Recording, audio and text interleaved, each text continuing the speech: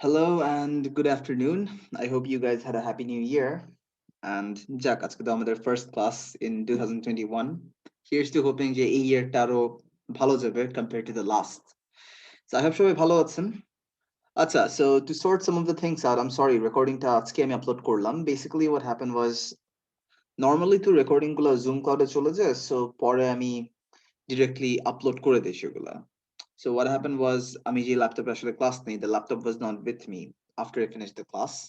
So আমার personal computer থেকে পরে আমি আর আপলোড করার চান্স পাই নাই। So আমার personal computer থেকে আমি আর আপলোড করার চান্স পাই নাই until I got my hands on this laptop, which was today. Today একটু রেকর্ডিংটা আপলোড হতে দেরি হয়ে গেল। So since আমি রেকর্ডিংটা এই মাত্র আপলোড করেছি, এটা প্রসেস হচ্ছে। ১ ঘন্টা পরেই ১-১.৫ ঘন্টা পরেই রেকর্ডিংটা সবাই ভিউ করতে পারবেন কিন্তু। অ্যান্ড এটা ছাড়া আই ফিল যে লাস্ট ক্লাসে আমরা জাস্ট রাইটিং এর বেসিক্সটা থেকে টাচ করেছি। তো সেই বেসিকটা আমি আরেকবার রিভিউ করাই we will talk about the more advanced issues because এমনিতেও I think এটা নাইস হলিডে গেল সবার। আচ্ছা, বিফোর আই কন্টিনিউ সবাই তো গুগল ক্লাসরুমের কয়েকটা পোস্ট দেখেছেন। রাইটিং টাস্ক মানে আমাদের যা প্রয়োজন সো ফর ক্লাসে আমি বোর্ডে যা দেখাচ্ছি সেগুলো কিন্তু আমি পিডিএফ ফরম্যাটে শেয়ার করে দিয়েছি। So if I just share my screen তাহলে সবাই দেখতে পারবেন। So over here there are two samples. একটা হচ্ছে স্যাম্পল কম্পিলেশন, এটা বেসিক্যালি একটা রাফ পিডিএফ। আমি ক্লাসে যতগুলা বোর্ডে যা দেখাচ্ছি সবই কিন্তু এখানে পাচ্ছেন। দেখবেন কয়েকটা স্যাম্পলটা একটু লেটস সে কয়েকটা টাইপোস থাকতে পারে বা কয়েকটা স্পেলিং মিস্টেক থাকতে পারে এখানে। সো বোর্ড ওয়ার্ক যা আছে সব এখানে আছে। This is for your reference. এটা ছাড়া এইগুলাই বোর্ডের কন্টেন্ট গুলাকে আমি একটু রিফরম্যাট করে আর একটু গুছিয়েছি। এখানে বলতে পারেন যে আমাদের রাইটিং টাস্ক মানে যে ডেটা কোয়েশ্চেন আছে, ডেটা কোয়েশ্চেনের স্যাম্পলস আছে, এন্ড এখানে গাইডও কিন্তু আমি দিয়ে দিয়েছি। নন ডেটা কোয়েশ্চেন্স আমি এখনো প্রিপেয়ার করি নাই, so when we do the non data questions এরকম একটা গাইড দিয়ে দিব। সো এসেনশিয়ালি বোর্ডে যা দেখাচ্ছে এখানে সবকিছু আছে স্যাম্পল কম্পিলেশনে, এন্ড আরো রিফাইন্ড ভার্সন অফ দিস এখানে আছে, data questions with guide. So if you just go through these two materials, it should be more than enough কিন্তু। এখানে দেখেন আমি রাইটিং এর স্টাইল, রাইটিং এর স্ট্র্যাটেজিস সব কিন্তু লিখে দিয়েছি। তারপর রিপোর্ট কিভাবে করবেন, কিভাবে ল্যাঙ্গুয়েজ গুলা বসাবেন সেগুলো সব কিন্তু এখানে লেখা আছে। Side by side most of the questions done in class আমি ওগুলারও স্যাম্পলস এন্ড সলিউশনস দিয়ে দিয়েছি কিন্তু। So do check it out. হ্যাঁ, সামওয়ান হ্যাজ আ কোয়েশ্চেন, বলেন। Brother, actually, some of us are struggling with reading. So I will request you to don't just remove the videos of reading part. ও আচ্ছা You আচ্ছা, can don't worry don't remove ওয়ারি, আমি the videos আমি remove করব না। writing and listening. Course না শেষ হওয়ার পর্যন্ত Sorry, আমি ভিডিওগুলো মুভ করব না। জি আর ভাই, মানে এমনিতেও কোর্স শেষ হয়ে যাওয়ার পর প্রায় 2-3 উইকস এর মতো ভিডিওস গুলো রাখি আমি। ডোন্ট ওয়ারি, আপনাদের না বলে হুটহাট করে ভিডিও নামাই দিব না আমি। Don't worry about that. ঠিক আছে? জি ভাই, কারণ হচ্ছে যে রিডিংটা বেস্ট পার্ট তো, হুম হুম হুম। লিসেনিং আর স্পিকিংটা মোটামুটি ওকে হলেও রিডিং হ্যাঁ, দ্যাট ইজ ট্রু, বেশ দ্যাট ইজ কষ্টে ট্রু। আছি আমরা কেউ কেউ। আসলে ভাইয়া হচ্ছে কি, রিডিং এন্ড রাইটিং এর জন্যই কিন্তু আপনারা কোর্স করছেন। লিসেনিং, স্পিকিং এর ম্যাটেরিয়াল সব আপনারা ইউটিউবে পেয়ে যান। I agree with you. And এই জন্য কিন্তু আমি কখনো আমাকে দেখবেন না কোনো ব্যাচে হুটহাট করে ভিডিও নামায় দেই। ইভেন দো আমাদের পলিসিতে বলা হয়েছে যে আফটার লাইক 7 ডেজ ভিডিওস নামায় দিতে, আমি তারপরও পার্সোনালি যা করি, I keep the videos on for some time. যখন I make sure when all of the students are done, they're 100% finished, তখনই আমি ভিডিওগুলো নামায় ফেলি। Because that is true, রিডিংটা আসলে ডিফিকাল্ট। আর আরেকটা ব্যাপার হচ্ছে যে রিডিং এর টেকনিক গুলো যতগুলো ক্লাসে দেখলাম সেগুলো তো আপনারা বাসায় অ্যাপ্লাই করছেন, প্র্যাকটিস করছেন, বাট সাইড বাই সাইড দেখা যাচ্ছে রিডিং এর স্কিলটা, রিডিং এর লেভেলটা ডেভেলপ করতে ইট টেক সাম টাইম কিন্তু। সেম উইথ রাইটিং, রিডিং যদি টাফ লাগে রাইটিং কিন্তু আরো টাফ লাগার কথা। তো দেখা যাচ্ছে যে এই জন্য even after the course I do keep my videos on for some time so that you guys can use it. So আমি হুটহাট করে নামাই দেবো না, এটা নিয়ে চিন্তা করেন না। Alright, anything else? Thank you brother. No problem. আচ্ছা, সো যা বলছিলাম, please do go through the samples, চাইলে এগুলো প্রিন্ট আউটও করে ফেলতে পারেন। এখন আমি যে ডেটা কোয়েশ্চেন্স উইথ গাইড দিয়েছি এগুলো কিন্তু যতগুলো লেটস সে ব্যান্ড 8, 8.5 এর sample, most of them are written by me anyway. So দেখেন আমি এখানে গাইডলাইন্স দিয়ে দিয়েছি, what to do, what not to do. So কিভাবে ফরম্যাটটা বসাবেন, কিভাবে ওভারভিউ বসাবেন, বডি প্যারাগ্রাফে কি করেছি আমি, তারপর এটসেট্রা, যেগুলো সব পয়েন্টার্স গুলো আমি মেনশন করে দিয়েছি। So please go through this and download these files. আচ্ছা, সো দ্যাট বিং সেড, আমরা আস্তে আস্তে আজকের ক্লাসটা শুরু করি। So far তো আমরা writing task 1 we have touched to the basics, such as দেখা যাচ্ছিল যে task 1 কি ধরনের কোয়েশ্চেন আসে and একটা basic general idea আপনাদের এসেছে। So writing task 1 হচ্ছে আমাদের report writing, and এই report writing we have 7 kinds of questions, and এই 7 ধরনের কোয়েশ্চেন দেখবেন 3টা ভ্যারিয়েশন আসবে। আমি এখনো ভ্যারিয়েশন গুলো দেখাই নাই, we just started আর কি। So দেখা যাচ্ছে আপনার মার্কিং ফর টাস্ক 1 হচ্ছে 30% বা 1/3, 3 ভাগে 1 ভাগ, and ওয়ার্ড লিমিট কিন্তু মাত্র 150 ওয়ার্ড। এন্ড এই রিপোর্টটা আপনাকে 20 মিনিটে লিখতে হচ্ছে। এরপরে সরাসরি আপনাকে এসে লিখতে হবে। তো দেখা যাচ্ছে যে যখন আপনারা টাস্ক 1 করছেন, make sure you are fast, don't waste too much time on task 1, নাহলে দেখা যাচ্ছে যে টাস্ক 2 যেটা হচ্ছে আরো ডিফিকাল্ট টাস্ক, সেটা সময় থাকবে না। রিমেম্বার টাস্ক 1 হচ্ছে আপনার অ্যাবিলিটি টেস্ট করছে to identify information, to assess information, and to report the trends in a graph, গ্রাফের স্টাইলটা রিপোর্ট করতে হবে আপনাকে। এন্ড এখানে দেখা যাচ্ছে আমাদের দুই ধরনের কোয়েশ্চেন আসবে। ডেটা টাইপ কোয়েশ্চেন, যেরকম দেখলেন সংখ্যা কোয়েশ্চেনে সংখ্যাগুলো আছে, সংখ্যাগুলো আমাকে গুছিয়ে লিখতে হচ্ছে। এটা ছাড়া আমাদের কিন্তু নন ডেটা কোয়েশ্চেনও আসে, like flow chart, picture descriptions and maps. সবসময় খেয়াল রাখবেন রাইটিং টাস্ক 1 এর কাজটা কিন্তু প্যারাগ্রাফসে ডিভাইডেড থাকবে, এন্ড একটা ওভারভিউ দিতেই হবে।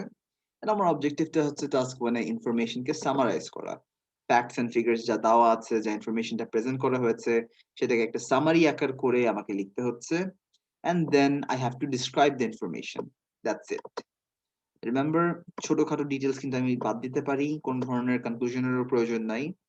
And আমার লেখার ফরম্যাটটা কিন্তু পিওরলি একাডেমিক হতে হবে, বিকজ সাধারণত দেখা যাচ্ছে যে এটা একটা রিয়েল লাইফের সিমুলেশন। কিন্তু আপনারা যারা ইউনিভার্সিটিতে যাচ্ছেন, এই ধরনের লেখাই কিন্তু লেটস আপনার লিখে ইউনিভার্সিটিতে অ্যাসাইনমেন্ট থাকতে পারে, রিপোর্ট লিখতে হতে পারে।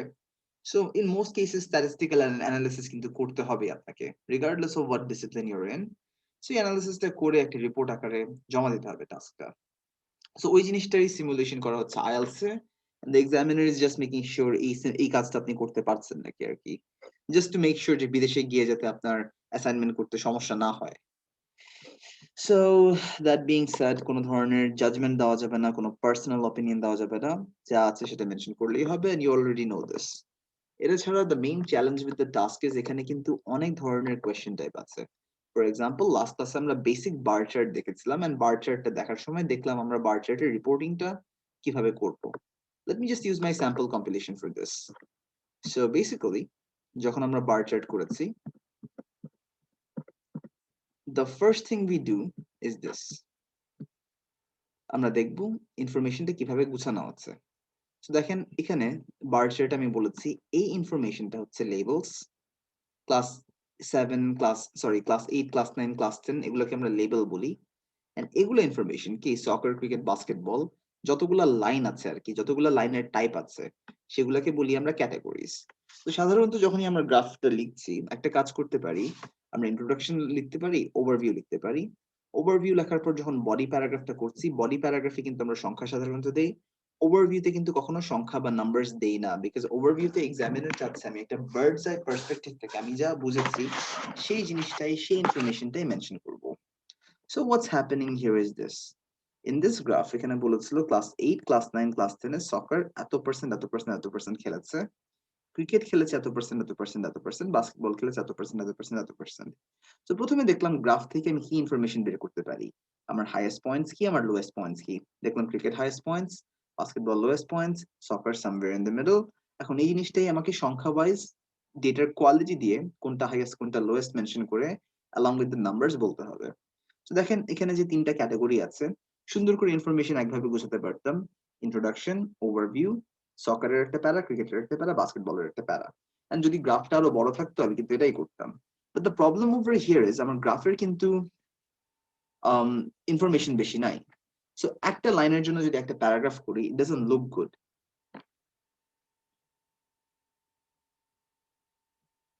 So basically introduction and overview বাদে একটা লাইনের জন্য যদি আমি একটা প্যারাগ্রাফ করি, it will not look good at all. So basically এখানে যা করতে পারেন, প্রথমে ইন্ট্রোডাকশনে লিখলেন the bar chart illustrates the percentage of students who had participated in 3 different sports at a school. So student involvement in sports টা mention করলাম। এরপরে আমি একটা ওভারভিউ দিচ্ছি, ওভারভিউতে এক চোখে কি বুঝলাম সেটা এক্সপ্লেন করে দিলাম।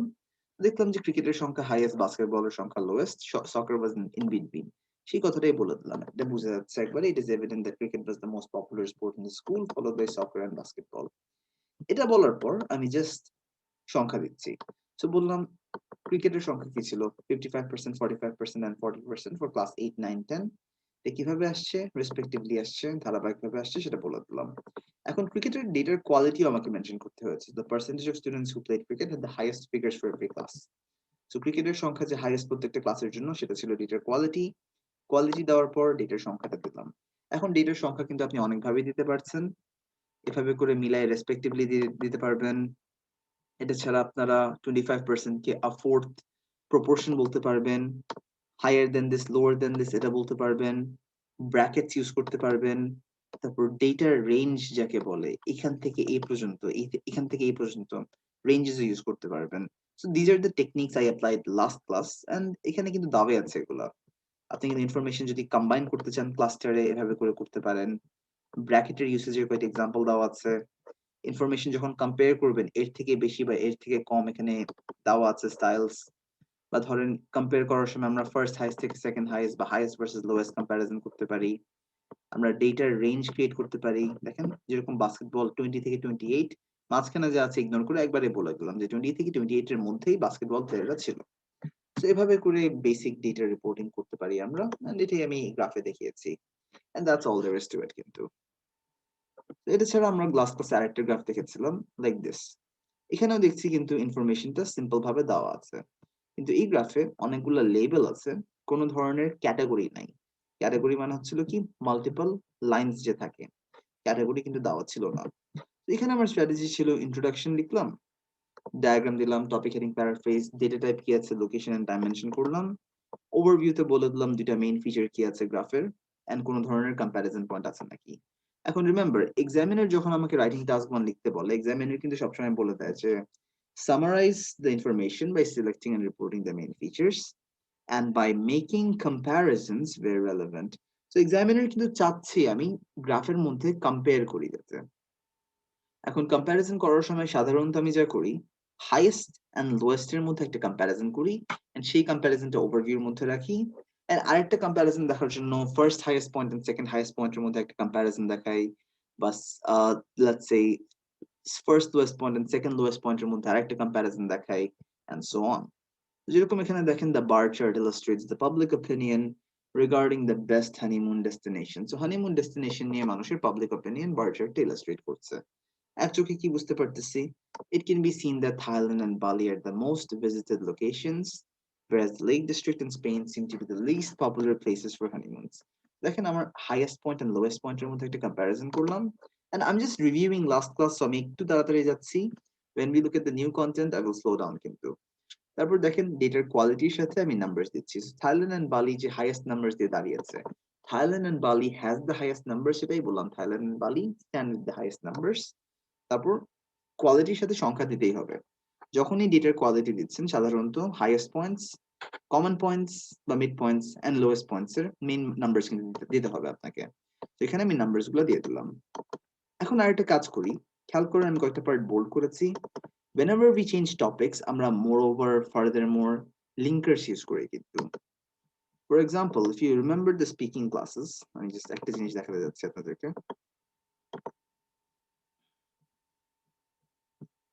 আমি একটা লিস্ট অফ ডিসকোর্স মার্কার দিয়েছিলাম কিন্তু। সিমিলারলি এই ডিসকোর্স মার্কার গুলো কিন্তু আপনারা রাইটিং এ ইউজ করতে পারবেন। সাধারণত যে in addition, additionally, moreover, furthermore, এগুলো রাইটিং এ ইউজ করতে পারেন। Firstly, secondly, thirdly writing use করতে পারেন। এগুলো থেকে I found, we found বাদে সবগুলো ইউজ করতে পারবেন। সো এগুলোর মাল্টিপল ফাংশনস আছে কিন্তু। So writing a paragraph specially যখনই আমরা টপিক চেঞ্জ করি, ফর এক্সাম্পল খেয়াল করেন আমরা কিন্তু হাইয়েস্ট ভ্যালুজ নিয়ে কথা বলা শেষ, এরপর আমি মিড পয়েন্ট নিয়ে কথা বলছি। এই জন্য মোর ওভার দিয়ে টপিকটা চেঞ্জ করে আমি নেক্সট টপিক নিয়ে কথা বললাম, and then on the other hand দিয়ে আমি আরেকটা টপিক নিয়ে কথা বললাম, and then lastly বললাম আর লাস্ট বা ফাইনাল পয়েন্টে দিয়ে টপিকটা শেষ করে ফেললাম। So that's how I did this. কিন্তু দেখেন হাইয়েস্ট দিয়ে শুরু করলাম, মিড পয়েন্টস, লোয়েস্ট। এমন কোনো রুল নাই কিন্তু যে আগে হাইয়েস্ট বললাম কেন, লোয়েস্ট আগে শুরু করলাম না কেন, লোয়েস্ট দিয়েও শুরু করতে পারেন।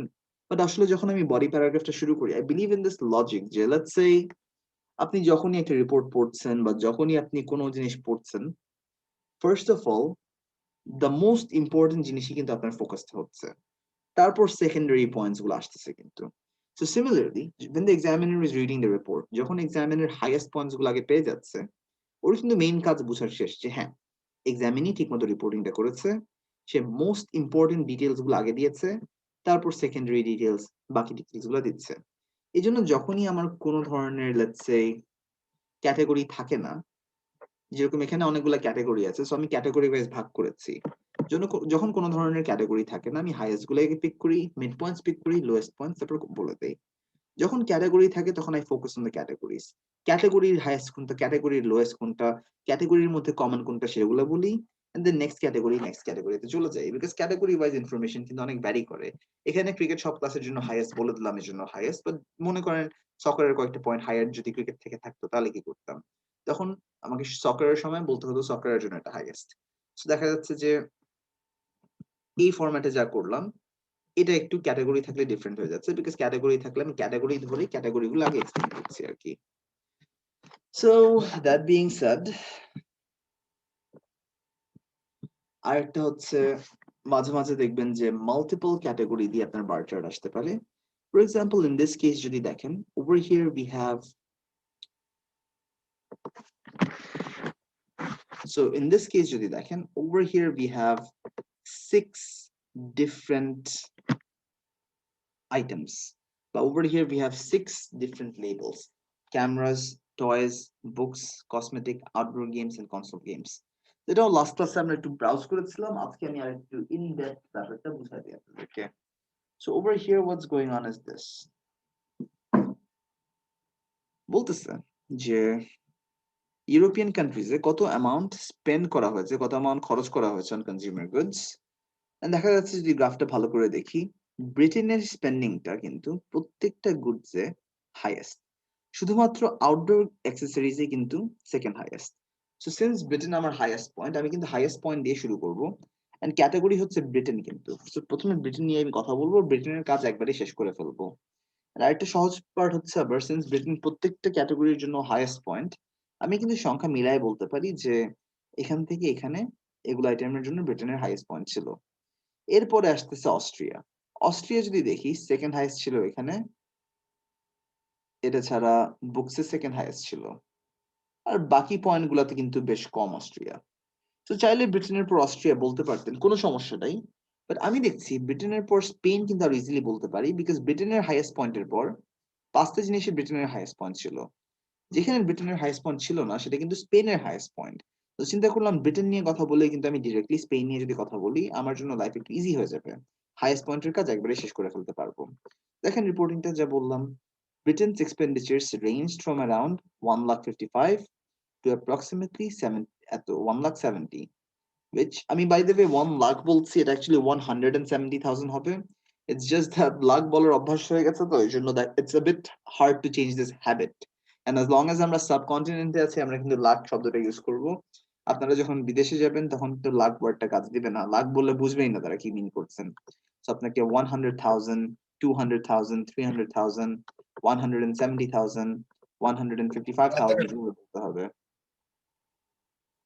সো কথার সময় এক্সপ্লেইন করার সময় আমি 1 লাখ বলে দিচ্ছি, but please don't pick up this bad habit আর কি। Yes, question. সেদিন আমি ব্যাংকে 100,000 লিখে নিয়ে গেছি, চেকটা রিজেক্ট করে দিচ্ছি। ওইটাই, আমরা বাংলাদেশে তো লাখের সিস্টেমটা ফলো করি, এই জন্য এটা আমরা তো লাখ কোটিতে দেখি, আমরা কখনো মিলিয়ন বিলিয়ন বলি না কিন্তু। ধন্যবাদ। বাট কত টাকা জমা দিচ্ছেন, দ্যাটস দ্য কোয়েশ্চেন, বিকজ না ভাই, 1 লক্ষ টাকা ছিল ভাই। বিকজ বিগ মানি ম্যাটার্স কিন্তু খুবই কেয়ারফুল থাকতে হবে, be very careful about this. কিভাবে অ্যাপ্রোপ্রিয়েট নিয়ম কোনটা? আচ্ছা, বাট যাক সমস্যা নেই, নো হার্ম ডান।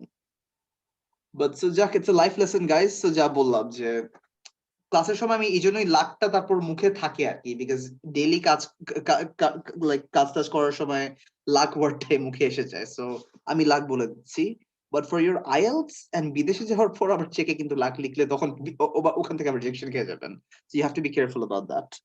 ওখানে আবার 100,000, 1 মিলিয়ন। আর just for your general knowledge একটু খেয়াল রাখেন, রিমেম্বার 10 লাখ কিন্তু হচ্ছে 1 মিলিয়ন, অ্যান্ড 100 লাখ হচ্ছে আমাদের ক্ষেত্রে 1 কোটি, যেটা খেয়াল রাখেন। সো 10 লাখ 1 মিলিয়ন, 10 মিলিয়ন হচ্ছে আমাদের 1 কোটি, আর 100 লাখ হচ্ছে 1 কোটি। Remember this. So a lot of zeros. I don't think I can count that high. যখনই big calculations করতে হয়, I usually Google just to double check যে zeros গুলো কয়টা। Like IELTS গুলো নিয়ে কাজ করতে করতে দেখা যাচ্ছে যে 100,000 মিলিয়নের নাম্বারস গুলো খেয়াল থাকে। যেরকম as a rule of thumb খেয়াল করবেন, লাখের জন্য হচ্ছে আপনার 5টা জিরো, মিলিয়নের জন্য হচ্ছে 6টা জিরো। 7 ডিজিটস এর নাম্বার, বাট 5টা জিরো 6টা জিরো এভাবে করে খেয়াল রাখি আর কি। অলরাইট, সো যা বলছিলাম বেতনের এক্সপেন্ডিচার দেখেন এখানে 150 লেখা আছে, সিন্স 1000 বলা 150,000 পাউন্ডস, সো 1,55,000 থেকে 1,70,000 এর মধ্যে চলে যাচ্ছে, যেটা ইন্ডিকেট করছে যে Britain it had spent more than the other countries on all given products. দেখা যাচ্ছে যে ব্রিটেনের স্পেন্ডিং প্রত্যেকটা প্রোডাক্টে আর একটু বেশি ছিল। কোনটাতে বেশি না সেটা ছিল আউটডোর গেম অ্যাক্সেসরিজ। এরপরে দেখেন ব্রিটেনের পর স্পেন আসছে। আমি চাইলে কিন্তু মোর ওভার স্পেন দিয়ে শুরু করতে পারতাম, বাট সিন্স আমি হাইয়েস্ট পয়েন্ট নিয়ে কথা বলছি আর মোর ওভার না বলে ডাইরেক্টলি জাস্ট বললাম Spain had the highest consumer spending on this product. স্পেনের স্পেন্ডিংটা এখানে হাইয়েস্ট ছিল। কত ছিল দেখেন, রাফলি ব্র্যাকেটে বলে দিলাম। তো স্পেনের স্পেন্ডিংটা আমি কিন্তু বলতে পারছি না কত হচ্ছে। আমি জানি 1,55,000 এর নিচে, এক্স্যাক্টলি কত সেন্স বলতে পারছি না। I can use words like this, approximately, রাফলি, নিয়ারলি। সো এগুলো ওয়ার্ড ইউজ করা যাবে আর কি। সো সেটাই বললাম অ্যাপ্রক্সিমেশন দিয়ে যে রাফলি 1 লাখ এত থাউজেন্ড। এখন দেখেন মোর ওভার, এখন স্পেন নিয়ে কথা বলছি আরো। This country spending on toy and consoles was lower than Britain's. দেখেন টয়েস অ্যান্ড কনসোল গেমসে স্পেনের স্পেন্ডিং কিন্তু এখনো সেকেন্ড হাইয়েস্ট, কিন্তু ব্রিটেন থেকে একটু কম। সো সেকেন্ড হাইয়েস্ট পয়েন্ট গুলো বললাম। চাইলে এক্সট্রা সংখ্যা দিতে পারতাম, বাট রিমেম্বার আমার কিন্তু 80 থেকে 90% সংখ্যা দিলেই হবে। অ্যান্ড সিন্স রাইটিং টাস্ক মানে আমার কাজ হচ্ছে সামারাইজ করা, আমি কিন্তু সব হাইয়েস্ট পয়েন্ট গুলো দিয়ে দিয়েছি। এতগুলো এখানে ডেটা আছে, কয়টা ডেটা বাদ দিলেও সমস্যা নাই। আমি এই সেকেন্ড হাইয়েস্ট পয়েন্ট গুলো বাদ দিয়ে দিলাম। আমি জাস্ট কম্পেয়ার করলাম, যে বললাম যে ব্রিটেন থেকে এগুলো কম। That's a comparison in and of itself কিন্তু। আর তারপর বললাম it's average expenditure on cameras, books and cosmetics. দেখেন ক্যামেরাস, বুকস, কসমেটিক্স, এর এক্সপেন্ডিচার কত? 1,55,000 এর কাছাকাছি না, এটা 1,55,000 থেকে বেশি, 1,55,000 থেকে এগুলো কম। সো এই কয়েকটা কমন পয়েন্ট মিলাই বলে দিলাম was close to 1,55,000। দেখেছেন আমি জাস্ট একটা প্যারাগ্রাফে ব্রিটেন এন্ড স্পেনের এক্সপ্লেনেশনটা দিয়েছি। সো সিন্স স্পেনের হাইয়েস্ট পয়েন্ট ছিল আউটডোর গেমস এন্ড ব্রিটেনের হাইয়েস্ট পয়েন্ট ছিল সবগুলোতে, হাইয়েস্ট পয়েন্ট গুলো ধরলাম। স্পেনের বাকি তারপর স্পেনের বাকি কয়টা যে পয়েন্ট ছিল মেনশন করে দিলাম, এন্ড সেকেন্ড হাইয়েস্ট গুলো ব্রিটেনের সাথে কম্পেয়ার করে দিলাম। Since I'm done talking about Britain and Spain, I'm left with Austria কিন্তু and Belgium. So দেখি অস্ট্রিয়ার কাহিনী কি। ক্যামেরাস এর সেকেন্ড হাইয়েস্ট, বুকস এর second highest, toys third highest, cosmetics, outdoor game, কনসোলের লোয়েস্ট। তিনটা লোয়েস্ট পয়েন্ট পেলাম, একসাথে গ্রুপ আপ করবো, সেকেন্ড হাইয়েস্ট পয়েন্টে ফোকাস করবো, টয়েস হয়তো বাদ দিব। So when I'm talking about Austria, এটাই বললাম যে even though the Austrians spent the least on cosmetics, তারা কসমেটিক্স এ সবচেয়ে কম অ্যামাউন্ট স্পেন্ড করেছে, এটার সাথে outdoor games and console games সবচেয়ে কম স্পেন্ড করেছে, অ্যারাউন্ড এত। They had a tendency to expend a lot more on cameras as their expenditure for these categories were only second to that of the British. And তারপর সংখ্যা দিয়ে দিলাম। এখন দেখেন এত ঝামেলাওয়ালা সেন্টেন্স করলাম কেন, আমি কিন্তু খুব সিম্পল ভাবে লিখতে পারতাম the Austrians spend the least on cosmetics, outdoor game accessories and console games এত। Moreover, they spent a lot more on cameras and books as their furniture, as their expenditure furniture বলতেছি, for these were second to that of the British. আমি কিন্তু দুইটা সেন্টেন্সে রাখতে পারতাম এটা। I just tried making a big complex sentence, আর কিচ্ছু না। So basically দেখেন even though মানে কি, এর শর্তেও। So আমরা এখন একটু গ্রামারে চলে যাই। Let me just explain the grammatical concept to you guys. Remember grammar আমি কয়েকটা বেসিক্স আপনাদেরকে মেনশন করেছিলাম। Among those basics হচ্ছে this rule, যে সেন্টেন্স 1 এর সাথে সিসি রেখে সেন্টেন্স 2 আনতে পারেন। সিসি কে বলা হয় কোঅর্ডিনেটিং কনজাংশন, এটা একটা গ্রামাটিক্যাল টার্ম। আবার আইএলটিএস এর পার্সপেক্টিভ থেকে যখন আপনার মার্কিং ক্রাইটেরিয়াতে আসছে তখন কিন্তু সিসি কে বলা হয় আপনার coherent and cohesion. So basically এখানে কিন্তু দুইটা সেন্টেন্স দাঁড়ায় আছে, তিনটা sentence actually. Let's look at the sentences. Main sentence এটা, দি অস্ট্রিয়ান যে শুরু হওয়ার কথা, সেন্টেন্সটা মাঝখানে নিয়ে আসছি বলে আমি ক্লজটা চেঞ্জ করে দিয়েছি।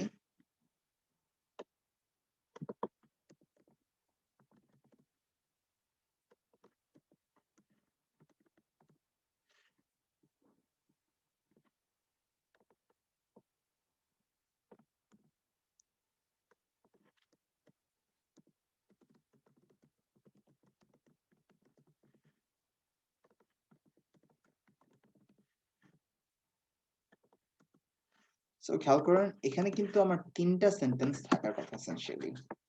First sentence, the Austrians had a tendency to expend a lot more on cameras and books, as their expenditure for these categories were only second to that of the British. So British দের থেকেই second ছিল।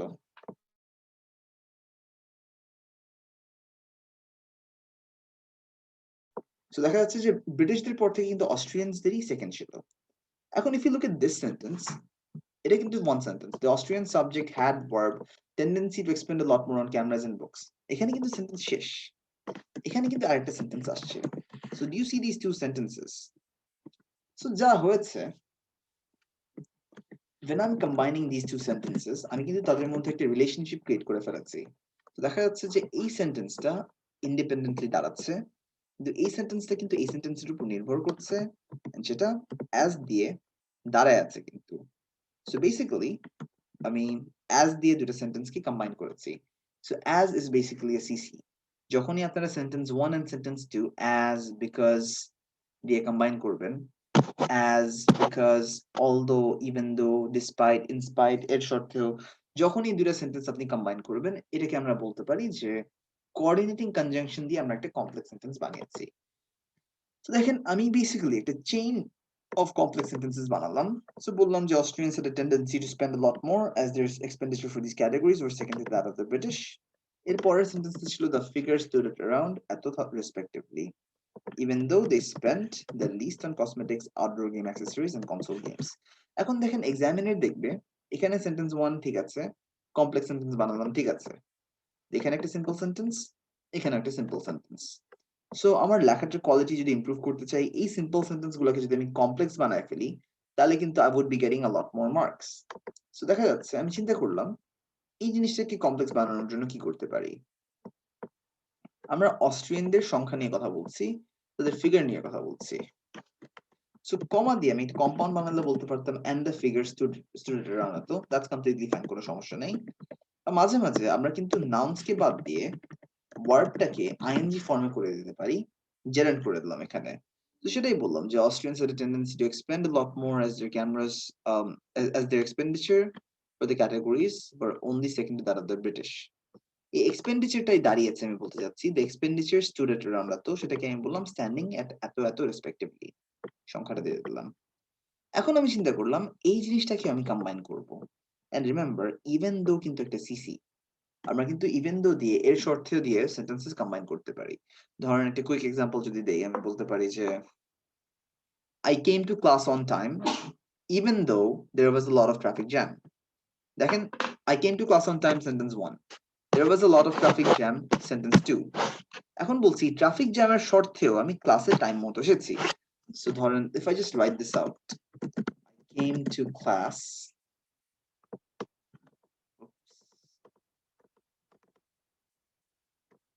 ধরেন আমি যদি বলি I came to class on time sentence 1, even though হচ্ছে আমার CC এখানে coordinating conjunction, there was a lot of the sentence। দেখেন সেন্টেন্স 1 সেন্টেন্স 2 সেন্টেন্স 2 এর রিলেশনশিপটা সেন্টেন্স 1 এর সাথে লিংকড ইভেন দো দিয়ে এর শর্তেও। So basically in this case আমি যা করলাম, যখনই এরকম এই ফরম্যাটে সেন্টেন্স আসে সেন্টেন্স 1 সিসি সেন্টেন্স 2, আপনি সিসি এন্ড সেন্টেন্স 2 কে ভেঙে সেন্টেন্স 1 এর আগে আনতে পারেন। দেখেন, so even though there was a lot of traffic, I came to class on time. এটার পজিশন কিন্তু সেন্টেন্সের মাঝখানে, এটাকে আমি ভেঙে পজিশনটা এখানে এনেছি, and এই কমা এটা ইন্ডিকেট করছে যে মেইন সেন্টেন্স 1 কিন্তু এখানে। সো দেখেন আমি কিন্তু একই কাজটা করেছি in my paragraph. So to make the quality better, এই ইভেন দোর পার্টটাকে নিয়ে ভাঙলাম, এটার অ্যাকচুয়াল পজিশন এখানে থাকার কথা, সেটাকে ভেঙে আমি এখানে নিয়ে আসলাম। Even though they had spent the least on outdoor games, console games, and cosmetics, the Austrians had a tendency to expend a lot more. দেখেন আমি যেভাবে সেন্টেন্সটা ক্রিয়েট করেছিলাম সেই ফরম্যাটে কিন্তু সেন্টেন্সটা ব্যাক করলো এখন। বুঝে গেছে? সবসময় মনে রাখবেন যে যখনই আমি কমপ্লিকেটেড সেন্টেন্স বানাচ্ছি বা যখনই আপনারা কমপ্লিকেটেড সেন্টেন্স পড়ছেন, isolate the subject verb object সেন্টেন্সের ফরমেশন গুলোকে এভাবে করে ভেঙে ফেলবেন আপনারা। ভাঙার পর দেখবেন এট ইটস বেস ফর্ম সেন্টেন্সেস গুলো কিন্তু সবই সিম্পল সেন্টেন্সেস। এগুলোকে আমি ভাঙচুর করে সিনথেসাইজ করে কমপ্লেক্স সেন্টেন্সেস বানাই। So দেখেন এখানে যে বললাম even though they had spent the least in cosmetics, outdoor games and console games, comma, the Austrians had a tendency to spend a lot more. আমার কিন্তু কাজ 99% শেষ। এখন আমি চিন্তা করলাম, আমি সিন্স অস্ট্রিয়ানসদের নিয়ে কথা বলছি, দে ইজ এ প্রোনাউন ফর অস্ট্রিয়ানস, আমি অস্ট্রিয়ান দিয়ে সেন্টেন্সটাকে শুরু করি, আর এখানে অস্ট্রিয়ানকে রিপ্লেস করে দে করে দেই। তো বুঝা গেছে what I did here? So if you look at the question, sorry, the sample, even though the Austrians spend the least on cosmetics, outdoor games, and console games, around Ato, comma, they had the tendency to expend a lot more as their expenditure, and then standing at around Ato respectively. So Bishal একটা sentence, but essentially there were 4 sentences. সেগুলোকে আমি combine করেছি to get maximum marks for grammar. And আমি এত ঝামেলা করেছি কেন, you might say band 7 এর জন্য কিন্তু এত ঝামেলা লাগবে না। I was aiming for a band 8 plus এখানে। এই জন্য তো ঝামেলা করেছি।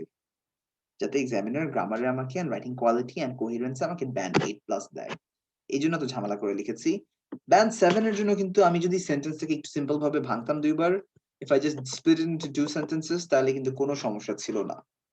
It would have been fine. So এত প্যারা নিয়েন না আপনারা, but just so that যদি আপনারা আরো ভালো মার্ক স্কোর করতে চান, এই সেন্টেন্স সিনথেসিসের টেকনিকটা খেয়াল রাখেন, and লেখার সময় এই ট্যাকটিকটা ফলো করেন। Let's say একটা কমপ্লেক্স সেন্টেন্স লিখবেন, এরপরে কম্পাউন্ড, আবার সিম্পল, আবার কমপ্লেক্স, আবার কম্পাউন্ড, আবার সিম্পল, এভাবে করে সুইচ করতে থাকবেন সেন্টেন্সেস গুলা, তাহলে হবে লেখার কোয়ালিটিটা একটু ডেভেলপ করবে আপনার। এখন আমার ফাইনাল পয়েন্ট, সেটা বলছি lastly the average spending for Belgium where the consumers had the highest expenditures on outdoor game accessories to the little over এত। এখন দেখেন average spending for Belgium subject where the relative clause verb object extra information দিয়েছি, এটা মনে করেন নাই, তাহলে কি হচ্ছে, বেলজিয়ামের average spending stood a little over 1,45,000. If you look at Belgium, কি হচ্ছে 1,45,000 এর কাছাকাছি and very close কিন্তু অ্যামাউন্টটা, and এদের হাইয়েস্ট কি ছিল আউটডোর গেম স্পেন্ডিংটা। সো বেলজিয়ামের হাইয়েস্ট পয়েন্টটা জাস্ট বললাম, আর জাস্ট বললাম এভারেজ স্পেন্ডিং কত এটার। তো দেখেছেন, this is what the examiner is actually looking for. এখন রিপোর্ট ইজিও থাকতে পারে, হার্ডও থাকতে পারে, যেরকম the first 2 questions were pretty simple, কিন্তু অনেক স্ট্রেট ফরওয়ার্ড ছিল। ঝামেলা হচ্ছে এখানে যে 150 ওয়ার্ডস কিন্তু এই টাইপের রিপোর্ট লেখা অনেক ঝামেলা। So what students do is they write a huge report, দেখা যাচ্ছে যে অনেকেরই লিখতে লিখতে 250-300 ওয়ার্ডের মতো চলে যায়। But this is not what the examiner is looking for. আসলে what the examiner is actually looking for is this, যে ইনফরমেশন আপনি কিভাবে ভাঙছেন and summarize করছেন কিভাবে। তো খেয়াল করেন, সাধারণত যখন আমার ভ্যালুস কম থাকে তখন কিন্তু সবগুলা পয়েন্টই দেওয়ার চেষ্টা করি। যখন অনেকগুলা ভ্যালুস থাকে তখন কিন্তু আমরা ডেটা রেঞ্জ এর উপর, ডেটা রেঞ্জ দিয়ে মিলায় দেই, অ্যাপ্রক্সিমেশন দিয়ে মিলায় দেই, মিলায় মিলায় বলি আর কি। এভারেজ কাছাকাছি যা অ্যামাউন্ট আছে সেভাবে বলি। দেখেন যেরকম বেলজিয়ামে এতগুলো অ্যামাউন্ট আছে, আমি জাস্ট বললাম 1 লাখ থেকে and 1 লাখ থেকে কিন্তু উপরে। সিমিলারলি ব্রিটেনের দেখেন হাইয়েস্ট পয়েন্ট গুলো মিলায় রেঞ্জ করে বললাম, স্পেনের কয়েকটা পয়েন্ট অমিটই করে দিলাম, জাস্ট সেকেন্ড হাইয়েস্ট পয়েন্টটা মেনশনই করে নিয়ে জাস্ট ব্রিটেনের সাথে ওয়ার্ড দিয়ে কম্পেয়ার করলাম and so on. Kindly read this for 2 more minutes, ভালো করে আরেকবার পড়েন, দেখেন এটা ক্লিয়ার হয়ে যাবে।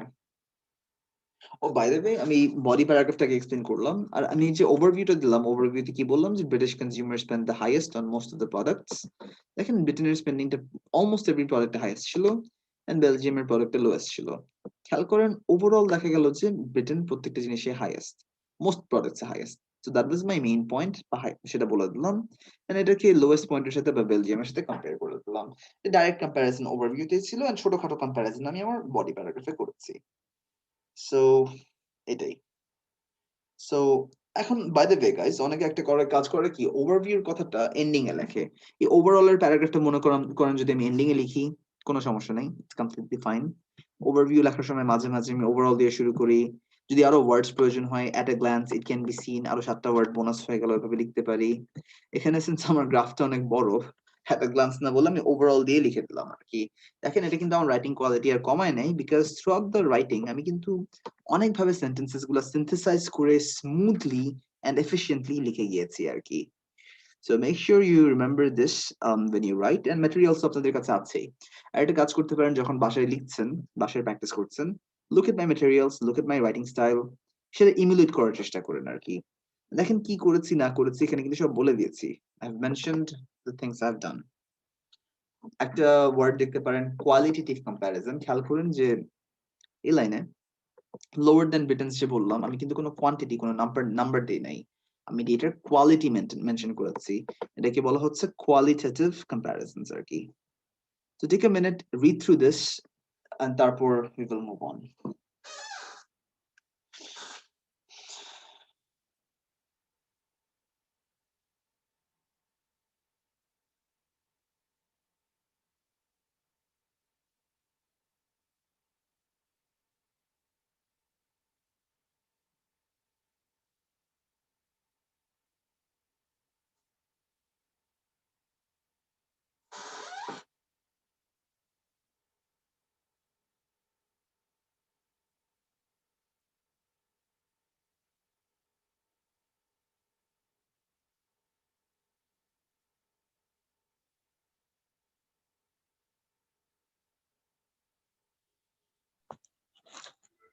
Questions, anyone?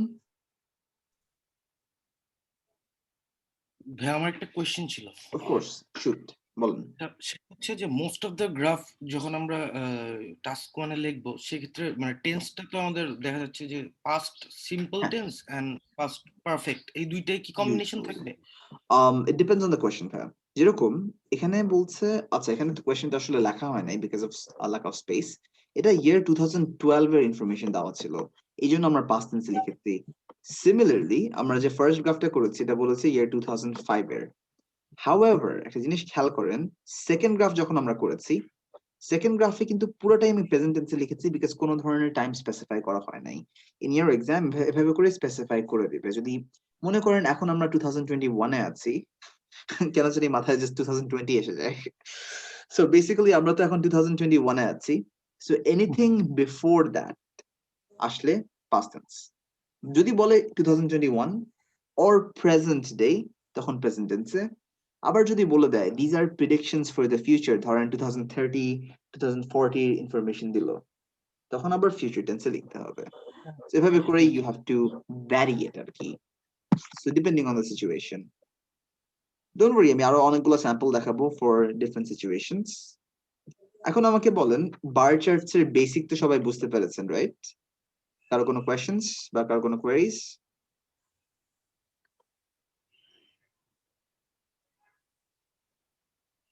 আচ্ছা অলরাইট, ভাই, আমি ইয়েস। ওভারঅল 4টা প্যারাগ্রাফই তো এনাফ নাকি ভাই? সাধারণত ডিপেন্ডস, ম্যাক্সিমাম 5টা প্যারাগ্রাফ আনতে পারবেন। ডিপেন্ডিং অন দ্য সিচুয়েশন আমি 3টা থেকে 5টা প্যারাগ্রাফের মধ্যে গ্রাফটা লিখি। ফর এক্সাম্পল এখানে দেখা গেল যে 3টা ক্যাটাগরি আছে। অপটিমালি ইন্ট্রোডাকশন, ওভারভিউ আর 3টা বডি প্যারাগ্রাফ ইনাফ হয়ে যেত, বাট সিন্স বেশি ইনফরমেশন ছিল না, আমি 3টা প্যারাগ্রাফ এটা শেষ করলাম। কোনো এন্ডিং এর প্যারাগ্রাফ লাগবে না, লাস্টে দিয়ে শেষ করলাম। এখানে অপটিমালি 3টা প্যারাগ্রাফই যথেষ্ট, বিকজ দেখা যাচ্ছে যে ক্রাইটেরিয়া একটাই, অনেকগুলো লেবেল আছে। সো আমি 3টা প্যারাগ্রাফ লিখলাম, কিন্তু 3টা প্যারাগ্রাফ লিখে দেখলাম যে আমার ওয়ার্ড লিমিটটা মিট করতে পারি নাই, প্রায় 135 ওয়ার্ডস এর মতো লিখেছি। এই জন্য একটা অপশনাল এন্ডিং প্যারাগ্রাফ লিখলাম in my fourth paragraph. In this case দেখা যাচ্ছে যে আমার 4টা ক্যাটাগরি আছে, এন্ড অবভিয়াসলি আমি যদি প্রত্যেকটা ক্যাটাগরির জন্য ইনফরমেশন দেই, আমার প্যারাগ্রাফ 6টা হয়ে যাবে। এন্ড রাইটিং টাস্ক করার জন্য 6টা প্যারাগ্রাফ খুবই খারাপ দেখায়, বিকজ আমাকে একটা সামারি লিখতে হচ্ছে। এই জন্য প্রত্যেকটা ক্যাটাগরিকে আলাদা না করে আমি মিলাই বললাম। ইন দিস কেস আমি 4টা প্যারাগ্রাফ লিখেছি, বিকজ ব্রিটেন এন্ড স্পেন মিলালাম একটা প্যারাগ্রাফে, অস্ট্রিয়ান বেলজিয়াম একটা প্যারাগ্রাফে মিলালাম। So to answer your question, it depends on the graph you have, it depends on the number of categories you have, but optimally মনে করেন 4টা থেকে 5টা প্যারাগ্রাফ লিখলে it should be enough. All right, questions? তাহলে আমরা move on করি সিলেবাসটা দিয়ে। and আরো কয়েকটা বম ফেলবো একটু পরে।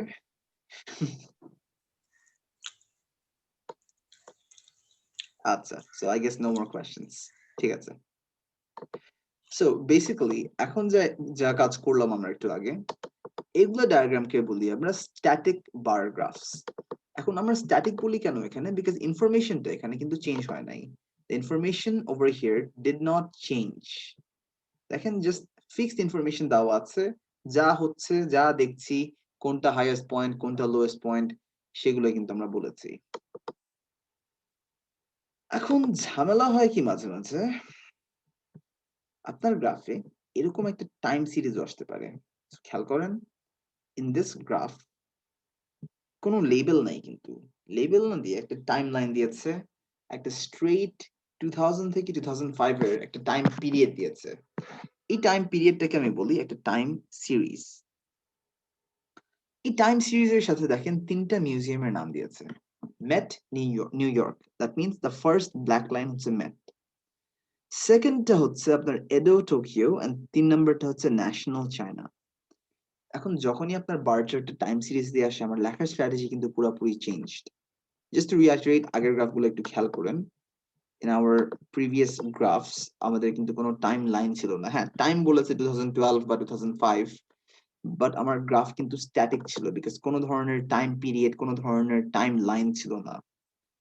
But in this case, sorry, but in this case দেখা যাচ্ছে যে 2000 থেকে 2005 এর মধ্যে একটা 6 ইয়ার টাইম লাইন দিয়েছে আপনাকে। এন্ড যখনই আপনাকে টাইম লাইন দিবে, অনেকেই মনে করবে যে আমি কিন্তু 2000 নিয়ে কথা বলবো, 1 2 3 4 5 নিয়ে যদি কথা বলি, লেখা তো অনেক বড় হয়ে যাবে। And rightly so, your writing would probably cross like 500 600 words. যখনই আমাদের এরকম একটা টাইম সিরিজ থাকে, what the examiner is looking for is very simple. এক্সামিনারের মেইন ফোকাসটা হচ্ছে আপনি প্রত্যেকটা ক্যাটাগরির জন্য, ধরেন মেট নিউ ইয়র্ক মানে মেট মিউজিয়ামের কথা যদি বলি, আপনাকে স্টার্টিং পয়েন্টের সংখ্যাটা দিতে হবে, তারপর বুঝাতে হবে কিভাবে ভ্যালুটা চেঞ্জ হচ্ছে। যেরকম এখান থেকে এখানে ভ্যালুটা যে কমলো সেটা মেনশন করতে হবে, ভ্যালুটা কমার পর এখানে কিন্তু চেঞ্জ হয় নাই, তারপর বাড়লো বাড়লো বাড়লো। তো স্টার্টিং পয়েন্টের সংখ্যা দিব আমরা, ভ্যালুটা কমে গেল সংখ্যাটা দিব, সংখ্যা যে একই আছে জাস্ট বলবো। এখন দেখেন একবার বাড়ছে, দুইবার বাড়ছে, তিনবার বাড়ছে, 1 2 3, তিনবার যে বাড়লো, 2002 থেকে 3 তে বাড়লো, 3 থেকে 4 এ বাড়লো, 4 থেকে 5 এ বাড়লো। এটা যদি প্রত্যেকটা লাইন বাই লাইন বলি, আমার লেখা কিন্তু অনেক বড় হয়ে যাচ্ছে। দেখেন সিন্স এখানে একবারই বেড়েছে, এই পয়েন্ট থেকে এই পয়েন্ট যে বেড়েছে সেটা আমি একবারই মেনশন করে দিব। That is how we do a time series. So essentially আমার মেইন ফোকাস কিন্তু হচ্ছে increases and decreases.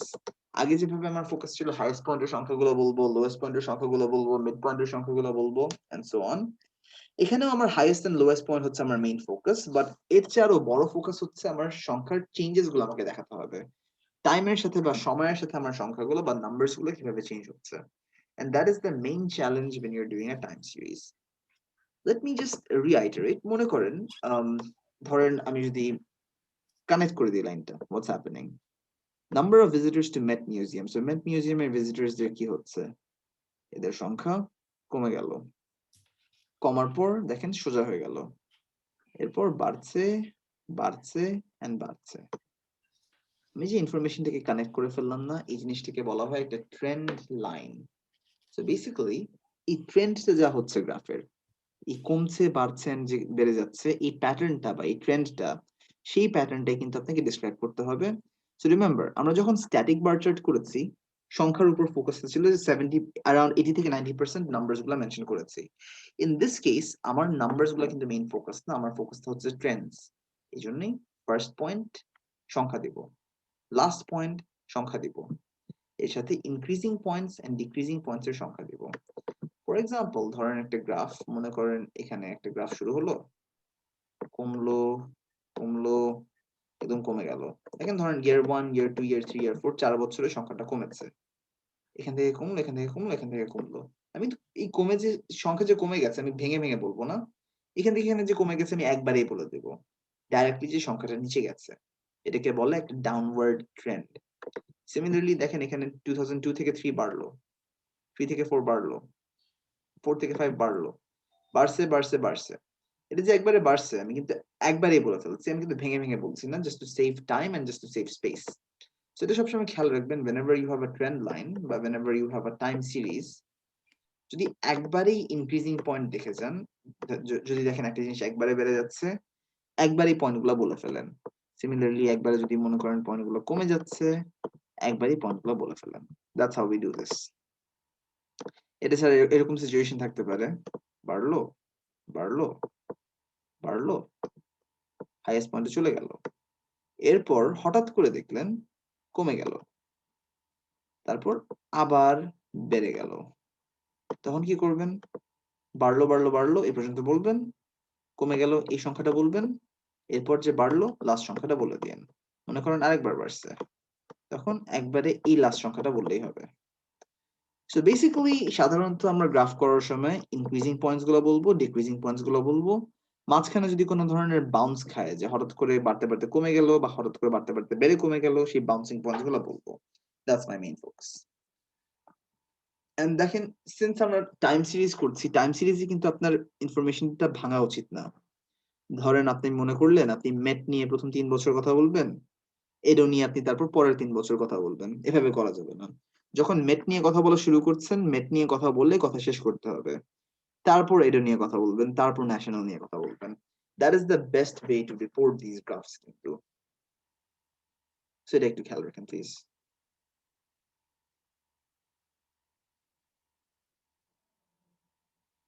All right,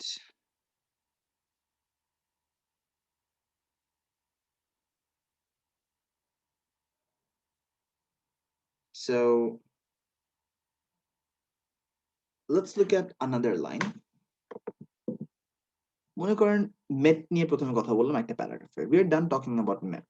এরপর ধরেন এডো নিয়ে কথা বললাম, এডোর স্টার্টিং পয়েন্ট কি, এখান থেকে এখানে কমলো কমলো, স্টার্টিং পয়েন্টে বললাম, দেখেন এই দুটো পয়েন্ট একই ছিল, সো মিলায় বললাম, এখান থেকে এখানে যে কমলো বললাম, তারপর যে বাড়লো বললাম, শেষ করলাম। এখন আসতেছে আমার কম্প্যারিজনস। কম্প্যারিজনে খেয়াল করবেন, universally through out the graph, পুরো গ্রাফে হাইয়েস্ট পয়েন্ট কোনটা? So when you're looking at the graph, 2000 থেকে 2001 এ এডোর পয়েন্টস কিন্তু একদম ইউনিভার্সালি পিওরলি হাইয়েস্ট ছিল, 3 তে কিন্তু লোয়েস্ট, বা 3 থেকে 5 কিন্তু এডোর জন্য পুরোপুরি লোয়েস্ট।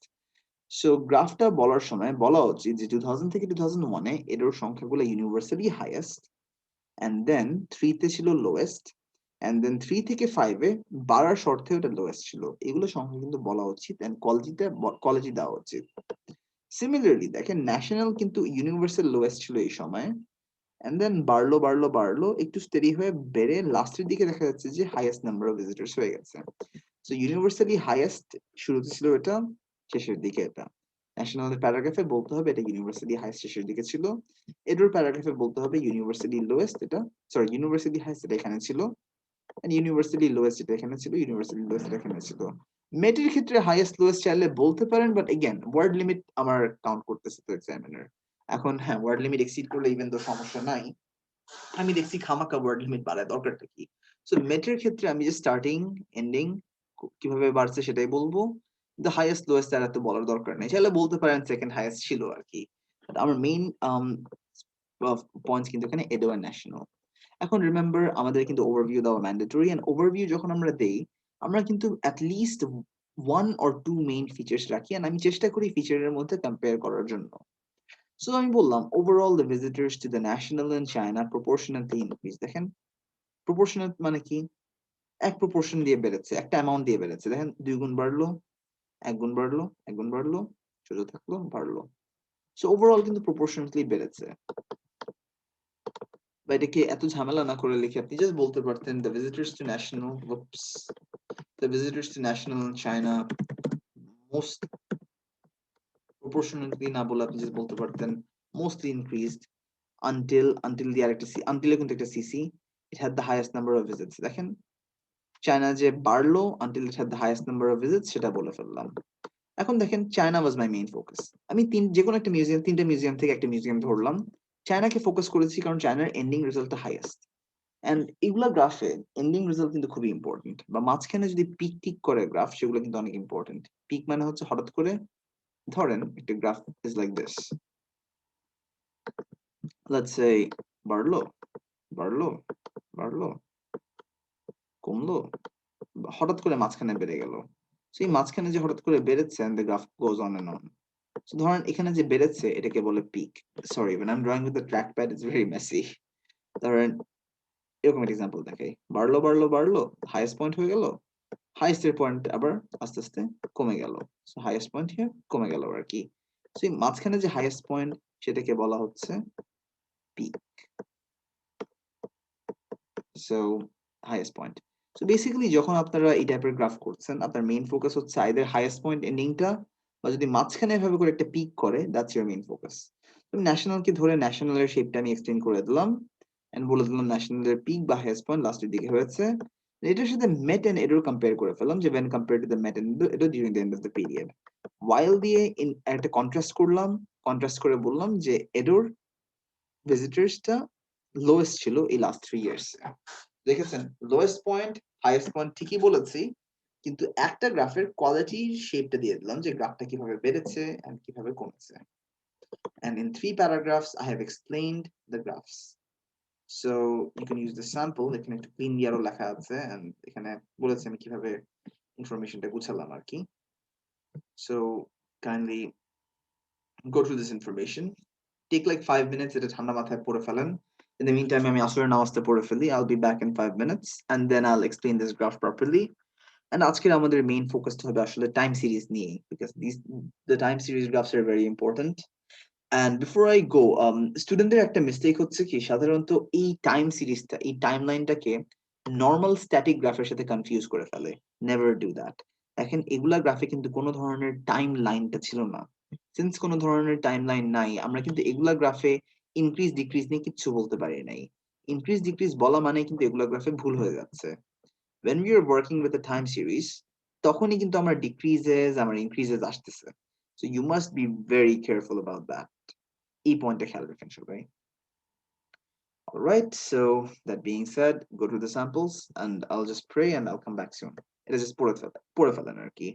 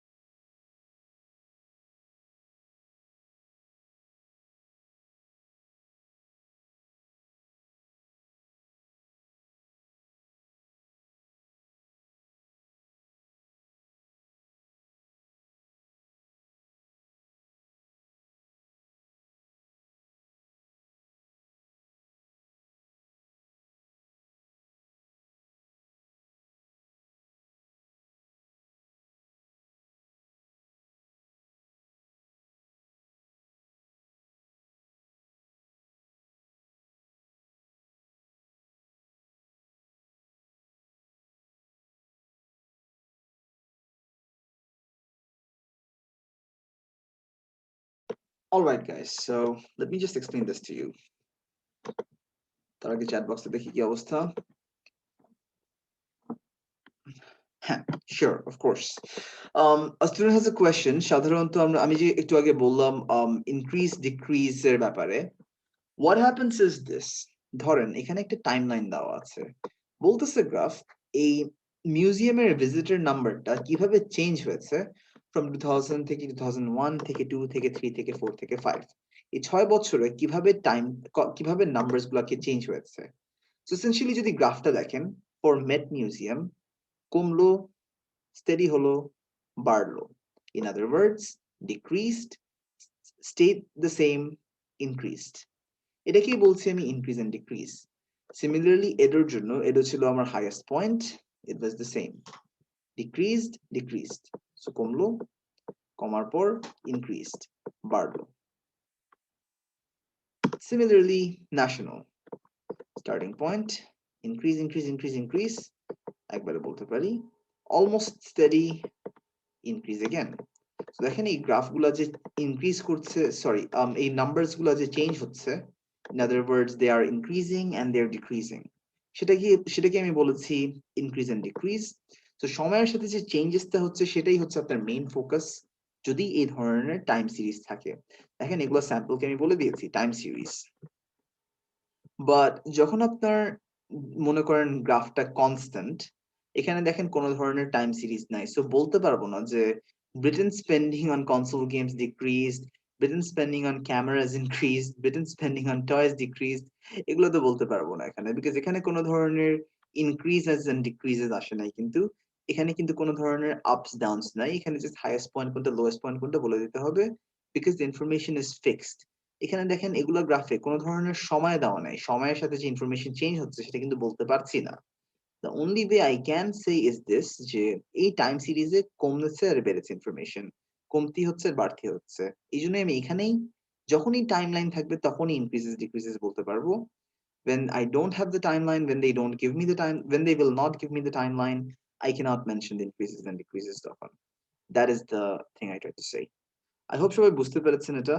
And যদি আরো কারো কোনো কোয়েশ্চেন থাকে, do ask me, so I can troubleshoot right away. It's clear now, right, Apu? All right, I'll assume it's clear. ঠিক আছে তাহলে আমরা তাহলে let's just move on. So basically এই গ্রাফটা করার সময় খেয়াল করেন আমি ইন্ট্রোডাকশনে লিখলাম, let's just use my note. Great. So let's just move to OneNote. So basically museum visitor numbers বলেছে 2000 থেকে 2005, so বললাম the bar chart illustrates সংখ্যাটা কি নাম্বারে, so the number of individuals, number of people, number of visitors, number of individuals যেটাই বলি যারা visit করেছে, so who visited museums in 3 different cities. দেখেন আমি চাইলে বলতে পারতাম who visited Met, who visited Edo and who visited National, but দেখা যাচ্ছে যে just to make sure my writing quality is, my word limit is not that high, আমাকে word বাড়াতে চাই নাই আসলে, এই জন্য এটাকে জাস্ট লোকেশনটাকে প্যারাফ্রেজ করে টাইমটা দিয়ে শেষ করে ফেললাম। এরপরে আমি একটা ওভারভিউ দিচ্ছি। সো ওভারভিউতে আমি জাস্ট বললাম, আমি 3টা পয়েন্টের মধ্যে যে কোনো একটা পিক করলাম। আগে চিন্তা করলাম ন্যাশনালটা ইজিয়েস্ট বলা, বিকজ এখানে একবারই বেড়েছে, মোস্টলি বেড়েছে। সো এটাই বললাম the visitors to national mostly increase until it had the highest number of visits. এটার সাথে সিন্স আমি ওভারভিউতে কম্পেয়ার করার চেষ্টা করি, এটা যে হাইয়েস্ট ছিল এটাকে এটার সাথে কম্পেয়ার করে দিলাম। while the Edo had the lowest number of visitors, দেখেন এডোর যে ভিজিটর নাম্বারটা লোয়েস্ট সেটা বলে ফেললাম, এন্ড দেন শেষ। এরপরে as seen from the graph বললাম যে গ্রাফ থেকে যা বোঝা যাচ্ছে, যখনই আমি ইনফরমেশন গ্রাফ থেকে আনি আমি এরকম একটা এক্সপ্রেশন আনতে পারি। সো এক সেকেন্ড হোল্ড করেন।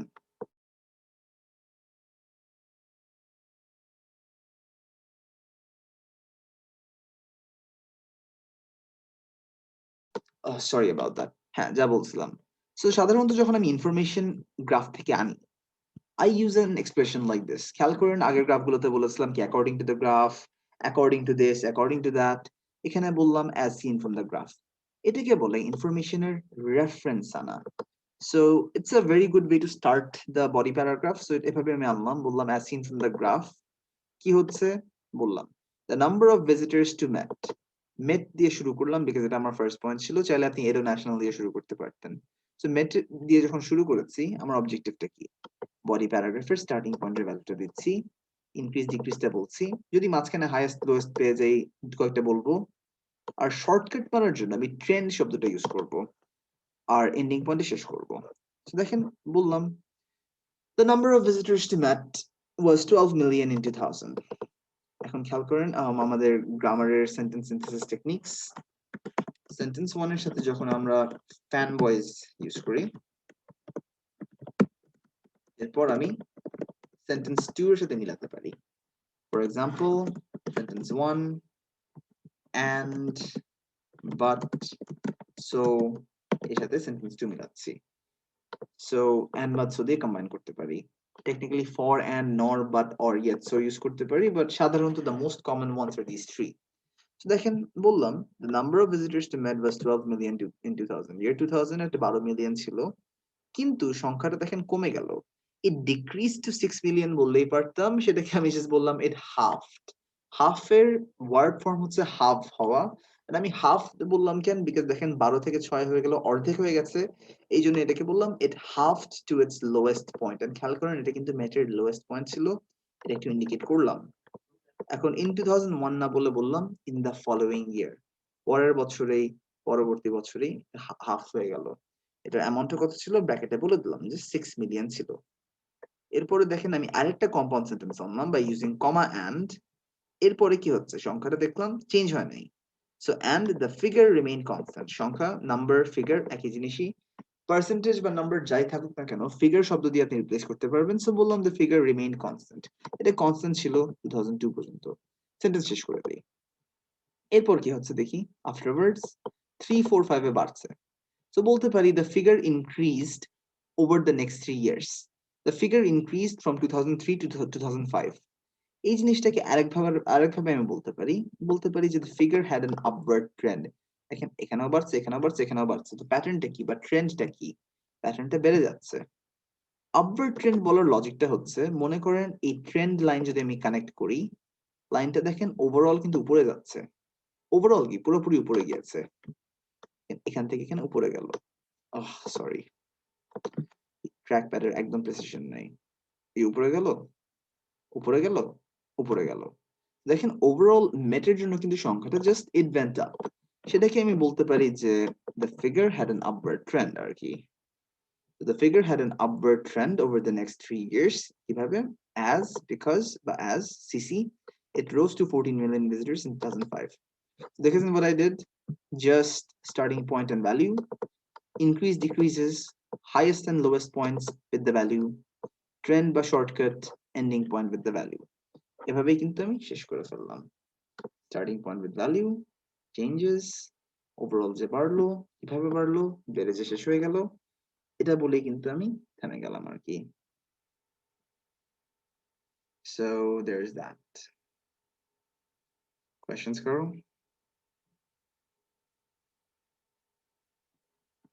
আচ্ছা, সো এখন মেট নিয়ে আমার কথা বলা শেষ, কিন্তু দেখেন starting point, increase decrease whatever happened, ending point, মেটের কাজ শেষ। এরপরে দেখা যাচ্ছে সেকেন্ড পয়েন্ট হচ্ছে এডো। সো বললাম সেকেন্ডলি এন্ড এডো দিয়ে শুরু করলাম, ado had the highest number of visitors, adore ভিজিটরের সংখ্যা হাইয়েস্ট ছিল কত, বললাম 14 মিলিয়ন, কবে থেকে কবে, 2000 থেকে 2001, সেমিকোলন হাউএভার। কিন্তু এখন আমি বললাম একটু আগে যে কম্পাউন্ড সেন্টেন্স যখন বানাই আমরা সেন্টেন্স 1 কমা ফ্যান বয় সেন্টেন্স 2 আনতে পারি, আর একটা কাজ করতে পারেন সেন্টেন্স 1 এর সাথে সেমিকোলন সেন্টেন্স 2 আনতে পারেন। সাধারণত আমরা সেমিকোলন সেন্টেন্স 2 আনি না বিকজ আমরা ফ্যান বয়েজ দিয়ে কাজটা চালায় ফেলতে পারি, ফ্যান বয়েজ দিয়ে করাটা বেটার।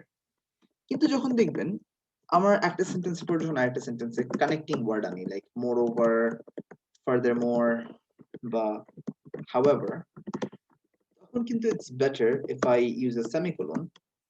ধরেন আমি যদি কম্পাউন্ড সেন্টেন্স এখন বানাতে চাই, মনে করেন সেন্টেন্স 1 শুরু হলো, হাউএভার মোর ওভার দিয়ে সেন্টেন্স 2 শুরু হলো, এখন যদি আমি কমা ফ্যান বয়েজ এর সাথে হাউএভার মোর ওভার আনি, বা আমরা যদি প্রিপোজিশন দিয়ে আমরা যদি এই ধরনের লিঙ্কিং অ্যাডভার্বস গুলো ইউজ করি বা লিঙ্কার গুলো ইউজ করি, it doesn't look very good. এই জন্য আমরা যা করবো, এন্ড বারটা কাটবো, সেমিকোলন দিয়ে হাউএভার দিয়ে সেন্টেন্স 2 নিয়ে আসবো। এটাও কিন্তু কম্পাউন্ড সেন্টেন্স বিকজ দুইটা আলাদা সেন্টেন্স জয়েন্ট হয়ে যাচ্ছে।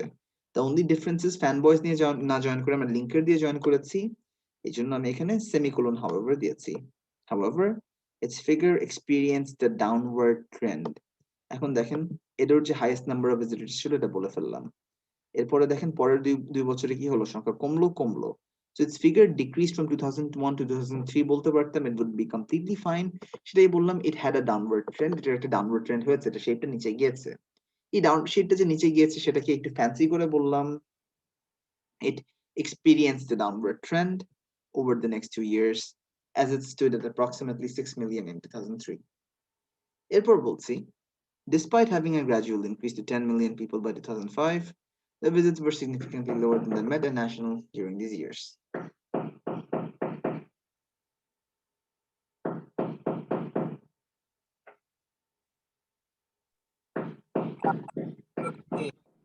Sorry?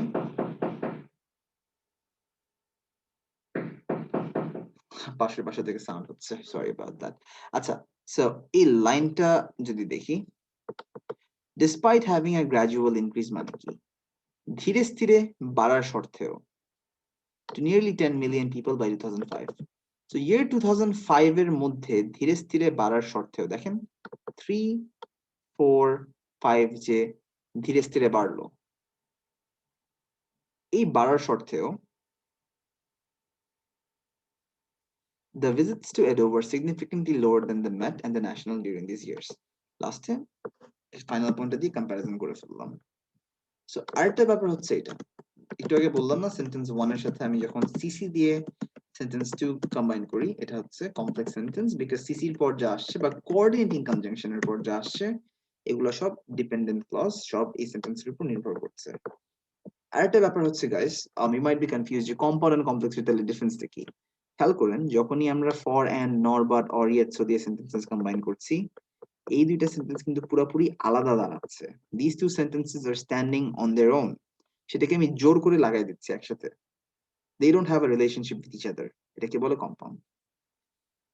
So similarly however moreover দিয়ে যখন সেন্টেন্স শুরু হচ্ছে তখনও কম্পাউন্ড বানালাম সেমিকোলন দিয়ে। বাট যখনই সিসিস আসছে, like this, let's say as, because, তারপর so that, not just so কিন্তু so that, even though এর শর্তেও, despite of, remember in spite একটা স্পেস থাকবে, although, সবগুলো কিন্তু সিসি। বিকজ দেখা যাচ্ছে যে এর জন্য এটা, এর জন্য এটা, এর ফলে এটা একটা ডাইরেক্ট রিলেশনশিপ হয়ে যাচ্ছে। এইমাত্র হ্যাপি নিউ ইয়ার দিলেন ক্লাসের 1 hour 15 minutes পর, happy new year to you too, but অনেক অ্যাব্রাপ্ট ছিল ভাইয়া। Alright, thank you and may you have a blessed year as well. আচ্ছা, ব্যাক টু আওয়ার গ্রামার এখানে। সো সেন্টেন্স 1 সিসি, সেন্টেন্স 2 যে বলছিলাম, সো যা করছি এখানে বা যা বলছি, আমরা যে অ্যাজ বিকজ দিয়ে দুটো সেন্টেন্স কানেক্ট করতে পারি, সিমিলারলি ডিসপাইট মানে এর শর্তেও, এটা দিয়েও কিন্তু সেন্টেন্সেস কানেক্ট করতে পারি। So let's look at what's going on in this sentence form. Essentially সেন্টেন্সটা কিন্তু, রিমেম্বার, সিসি দিয়ে শুরু করছি আমি, দ্যাট মিন্স এটা কিন্তু মেইন সেন্টেন্স না, মেইন সেন্টেন্স কিন্তু এটা। এরপরে ডিসপাইট দিয়ে আমি কানেক্ট করছি। এখন থিং ইজ, আমরা যখনই because, as, so that use করি, সাবজেক্ট ভার্ব অবজেক্ট ইউজ করি, even though, in spite of যখন আমরা ইউজ করছি, ইভেন দো বা ইন স্পাইট অফ যখন ইউজ করছি, আমরা তখন এর শর্তেও মিন করছি। এখন বেসিক্যালি ডিসপাইট, ইনস্পাইট যখন আমরা ইউজ করি তখন আমরা ওয়ার্ব ইউজ করব না, আমরা জেরান্ড ইউজ করব। ওয়ার্ব কি, হ্যাভ, হ্যাভ এর সাথে আইএনজি লাগলে ওয়ার্বটা নাউন হয়ে যাচ্ছে, জেরান্ড হয়ে যাচ্ছে, এন্ড জেরান্ডের পর যে অবজেক্ট আছে জেরান্ড ফ্রেজ হচ্ছে। মানে এই ওয়ার্বটাকে, এই নাউনটাকে আমরা ওয়ার্বের মতো ইউজ করি। তো ডিসপাইট ইউজ করার সাথে সাথেই আমরা আইএনজি ফর্মটা ইউজ করি। তো এটাই বললাম, the visits to Edo were significantly lower than national and Met during these years। খেয়াল করেন, লাস্টের 3 বছরে এডোর সংখ্যা কিন্তু ন্যাশনাল এন্ড মেট থেকে অনেক কম ছিল। এটাই বললাম। ওভারভিউতে যে কম্পারিজন করেছি সেটা আমি আরেকবার রিপিট করেছি, আই নো, না করলেও কিন্তু হতো। বাট আমি জাস্ট বলতে চাচ্ছি, এটা যে এত ছিল হাইয়েস্ট, লোয়েস্ট হয়ে গেল, এন্ড এই সময় বাকি দুটো মিউজিয়াম থেকে কম্পারেটিভলি ভিজিটসটা অনেক কম ছিল। সেটাই বললাম, the visits to Edo were significantly lower than the Met and the National during these years, despite having a gradual increase to 10 million by 2005. 2005 এর মধ্যে ফাইনাল পয়েন্ট ছিল যে 10 মিলিয়ন। 10 মিলিয়নে বাড়ার শর্তেও, 10 মিলিয়ন একটা বাড়তি হওয়ার শর্তেও ভিজিটসটা লোয়েস্ট ছিল, সেটাই বললাম। এখন এটা কি আমি ভেঙে, সিন্স সিসি দিয়ে সেন্টেন্সটা শুরু হয়েছে, আমি সিসি দিয়ে সেন্টেন্স গুলো শুরু যখন হয় ভেঙে সেকেন্ড সেন্টেন্সে কমা দিয়ে ফার্স্ট সেন্টেন্সটা লিখে দিতে পারি। So this is exactly what I did here. Despite having a gradual increase to 10 million people, the visits to Edo were significantly lower than the Met and the National during these years. এখন ন্যাশনালের উল্টা কাহিনী, আমরা জানি মেট কমলো বাড়লো, এডও কমছে বাড়ছে, but এদের সংখ্যা কিন্তু বেশ কম ছিল। ন্যাশনাল জাস্ট ডাইরেক্টলি বাড়ছে কিন্তু, সেই জন্য আরেকটা কন্ট্রাস্টিং লিঙ্কার দিলাম অন দি আদার হ্যান্ড। আমি খেয়াল করেন ফার্স্ট পয়েন্ট দিয়ে শুরু করলাম, সেকেন্ডলি দিয়ে এডও ছিল আমার সেকেন্ড পয়েন্ট, এরপর অন দ্য আদার হ্যান্ড দিয়ে আমি আরেকটা লিঙ্কার ইউজ করলাম। তো যখনই আমি টপিক চেঞ্জ করছি বা যখনই প্যারাগ্রাফিং করছি, আমি তো লিঙ্কার্স দিয়ে প্যারাগ্রাফগুলো সুইচ করেছি। So this is a nice way to start কিন্তু। যেটা বললাম, on the other hand, the National started out with the lowest number. দেখেন starting point কি 6 million, at just over 6 million, but its visits mostly had an upward trend over the next 5 years. Mostly কেন বললাম, বাড়ছে বাড়ছে বাড়ছে বাড়ছে বাড়ছে, একটু স্টেডি হলো। এটা যদি বলতাম আমার ওয়ার্ড লিমিট আরো বাড়তো কিন্তু, এই জন্যই বললাম its visits mostly had an upward trend. ট্রেন্ডটা মোস্টলি উপরেই ছিল over the next 5 years, as it stood close to 16 million in 2005. 2005 এটা 16 মিলিয়নের কাছাকাছি ছিল আর কি, which was the highest number of recorded visits, and এটা ছিল highest number of visits, সেটা বলেই আমি শেষ করে ফেললাম। So there's that. এখন বলেন এই টাইম সিরিজটা বুঝতে পেরেছেন কিনা, because if you have understood this and the static graph, তাহলে কিন্তু টাস্ক ওয়ানের ফরম্যাটটা বেসিক্যালি বুঝেছেন, বাকিটা হচ্ছে প্র্যাকটিস করতে করতে করতে ইমপ্রুভ করতে হবে।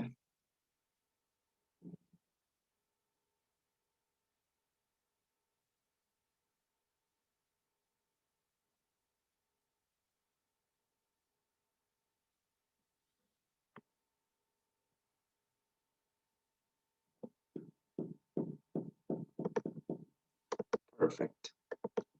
আচ্ছা, so let me show you one more sample, তারপর আমি আপনাদেরকে একদম in depth বুঝাবো কিভাবে আপনার রাইটিং টাস্ক 1 এর মার্কিংটা হয়, how writing task 1 is marked. So let's look at another time series.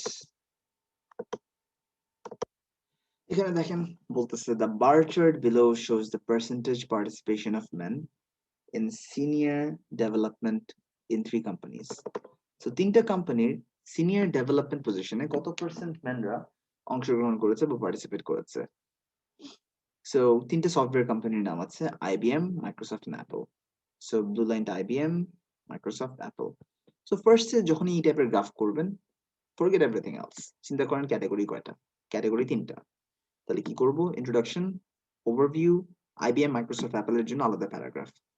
মনে করেন আমার যদি চারটা ক্রাইটেরিয়া থাকতো, মনে করেন এখানে IBM, মাইক্রোসফট, অ্যাপল, এন্ড এটার সাথে ধরেন বললাম লেটস সে কি কোম্পানির নাম দেওয়া যায়, what other companies make software,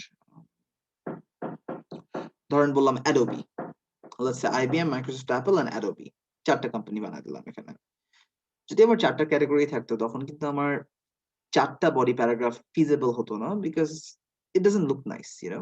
150 words এর রিপোর্ট আমি যদি 6টা প্যারাগ্রাফ করে ফেলি, in that case another thing you could have done is this, যে ধরেন IBM and Microsoft একটা প্যারাগ্রাফে, Apple and Adobe আর একটা প্যারাগ্রাফে, ওই ব্রিটেন স্পেনের মতোই কাজ করতে পারতেন। বাট রিমেম্বার, একদম IBM নিয়ে শেষ করে তারপর মাইক্রোসফট, তারপর অ্যাপল নিয়ে কথা বলতে হতো, তারপর অ্যাডোবি। মানে যখন একটা পয়েন্ট ধরছেন ব্রেক করতে পারবেন না, কিন্তু স্টার্টিং পয়েন্ট ধরলে একদম এন্ডিং পয়েন্টই শেষ করতে হবে। সো মনে করেন ইন দিস গ্রাফ প্রথমে যখন লেখা শুরু করছেন, চিন্তা করবেন কয়টা প্যারাগ্রাফে লিখবো, ইন্ট্রোডাকশন, ওভারভিউ, বডি প্যারাগ্রাফস কয়টা আসবে। তো starting point, shape change, ending. IBM এর স্টার্টিং এ ছিল লোয়েস্ট, সংখ্যা মেনশন করব, বাড়ছে বাড়ছে বাড়ছে, একবারে বেড়ে হাইয়েস্ট পয়েন্ট হয়ে গেল। সো এগুলো সংখ্যা ইগনোর করে আমি ডাইরেক্টলি বলতে পারবো যে একবারে হাইয়েস্ট হয়ে গেছে, শেষ IBM এর কাহিনী। IBM এর প্যারাগ্রাফে বলতে পারবো যে IBM ছিল লোয়েস্ট, 90 তে ছিল মাইক্রোসফট থেকে একটু বেশি, এন্ড 95 থেকে 2010 এ একদম হাইয়েস্ট ছিল পার্সেন্টেজটা কম্পেয়ার টু আদার কোম্পানিজ। মাইক্রোসফটের ব্যাপারটা হচ্ছে সামওয়্যার ইন বিটুইন, 80 এন্ড 85 এর মাঝখানে ছিল, 95 থেকে 2010 একদম সবচেয়ে লোয়েস্ট ছিল, 2010 অ্যাপল থেকে বেশি ছিল। অ্যাপল প্রথম 3 বছরে হাইয়েস্ট ছিল, সংখ্যা বেশি ছিল না, সংখ্যা বেশি চেঞ্জও হয় নাই, বা দেখা যাচ্ছে এন্ড অফ দ্য পিরিয়ডে লোয়েস্ট ছিল, সেটাই। ওভারঅল সবচেয়ে মোস্ট বিগেস্ট চেঞ্জ হচ্ছে আইবিএম এর। সো আইবিএমটা আমি ওভারভিউতে ইনক্লুড করব, and just read the sample and the comparisons, and তারপর আমি এক্সপ্লেইন করে দিচ্ছি। So go to the sample, please.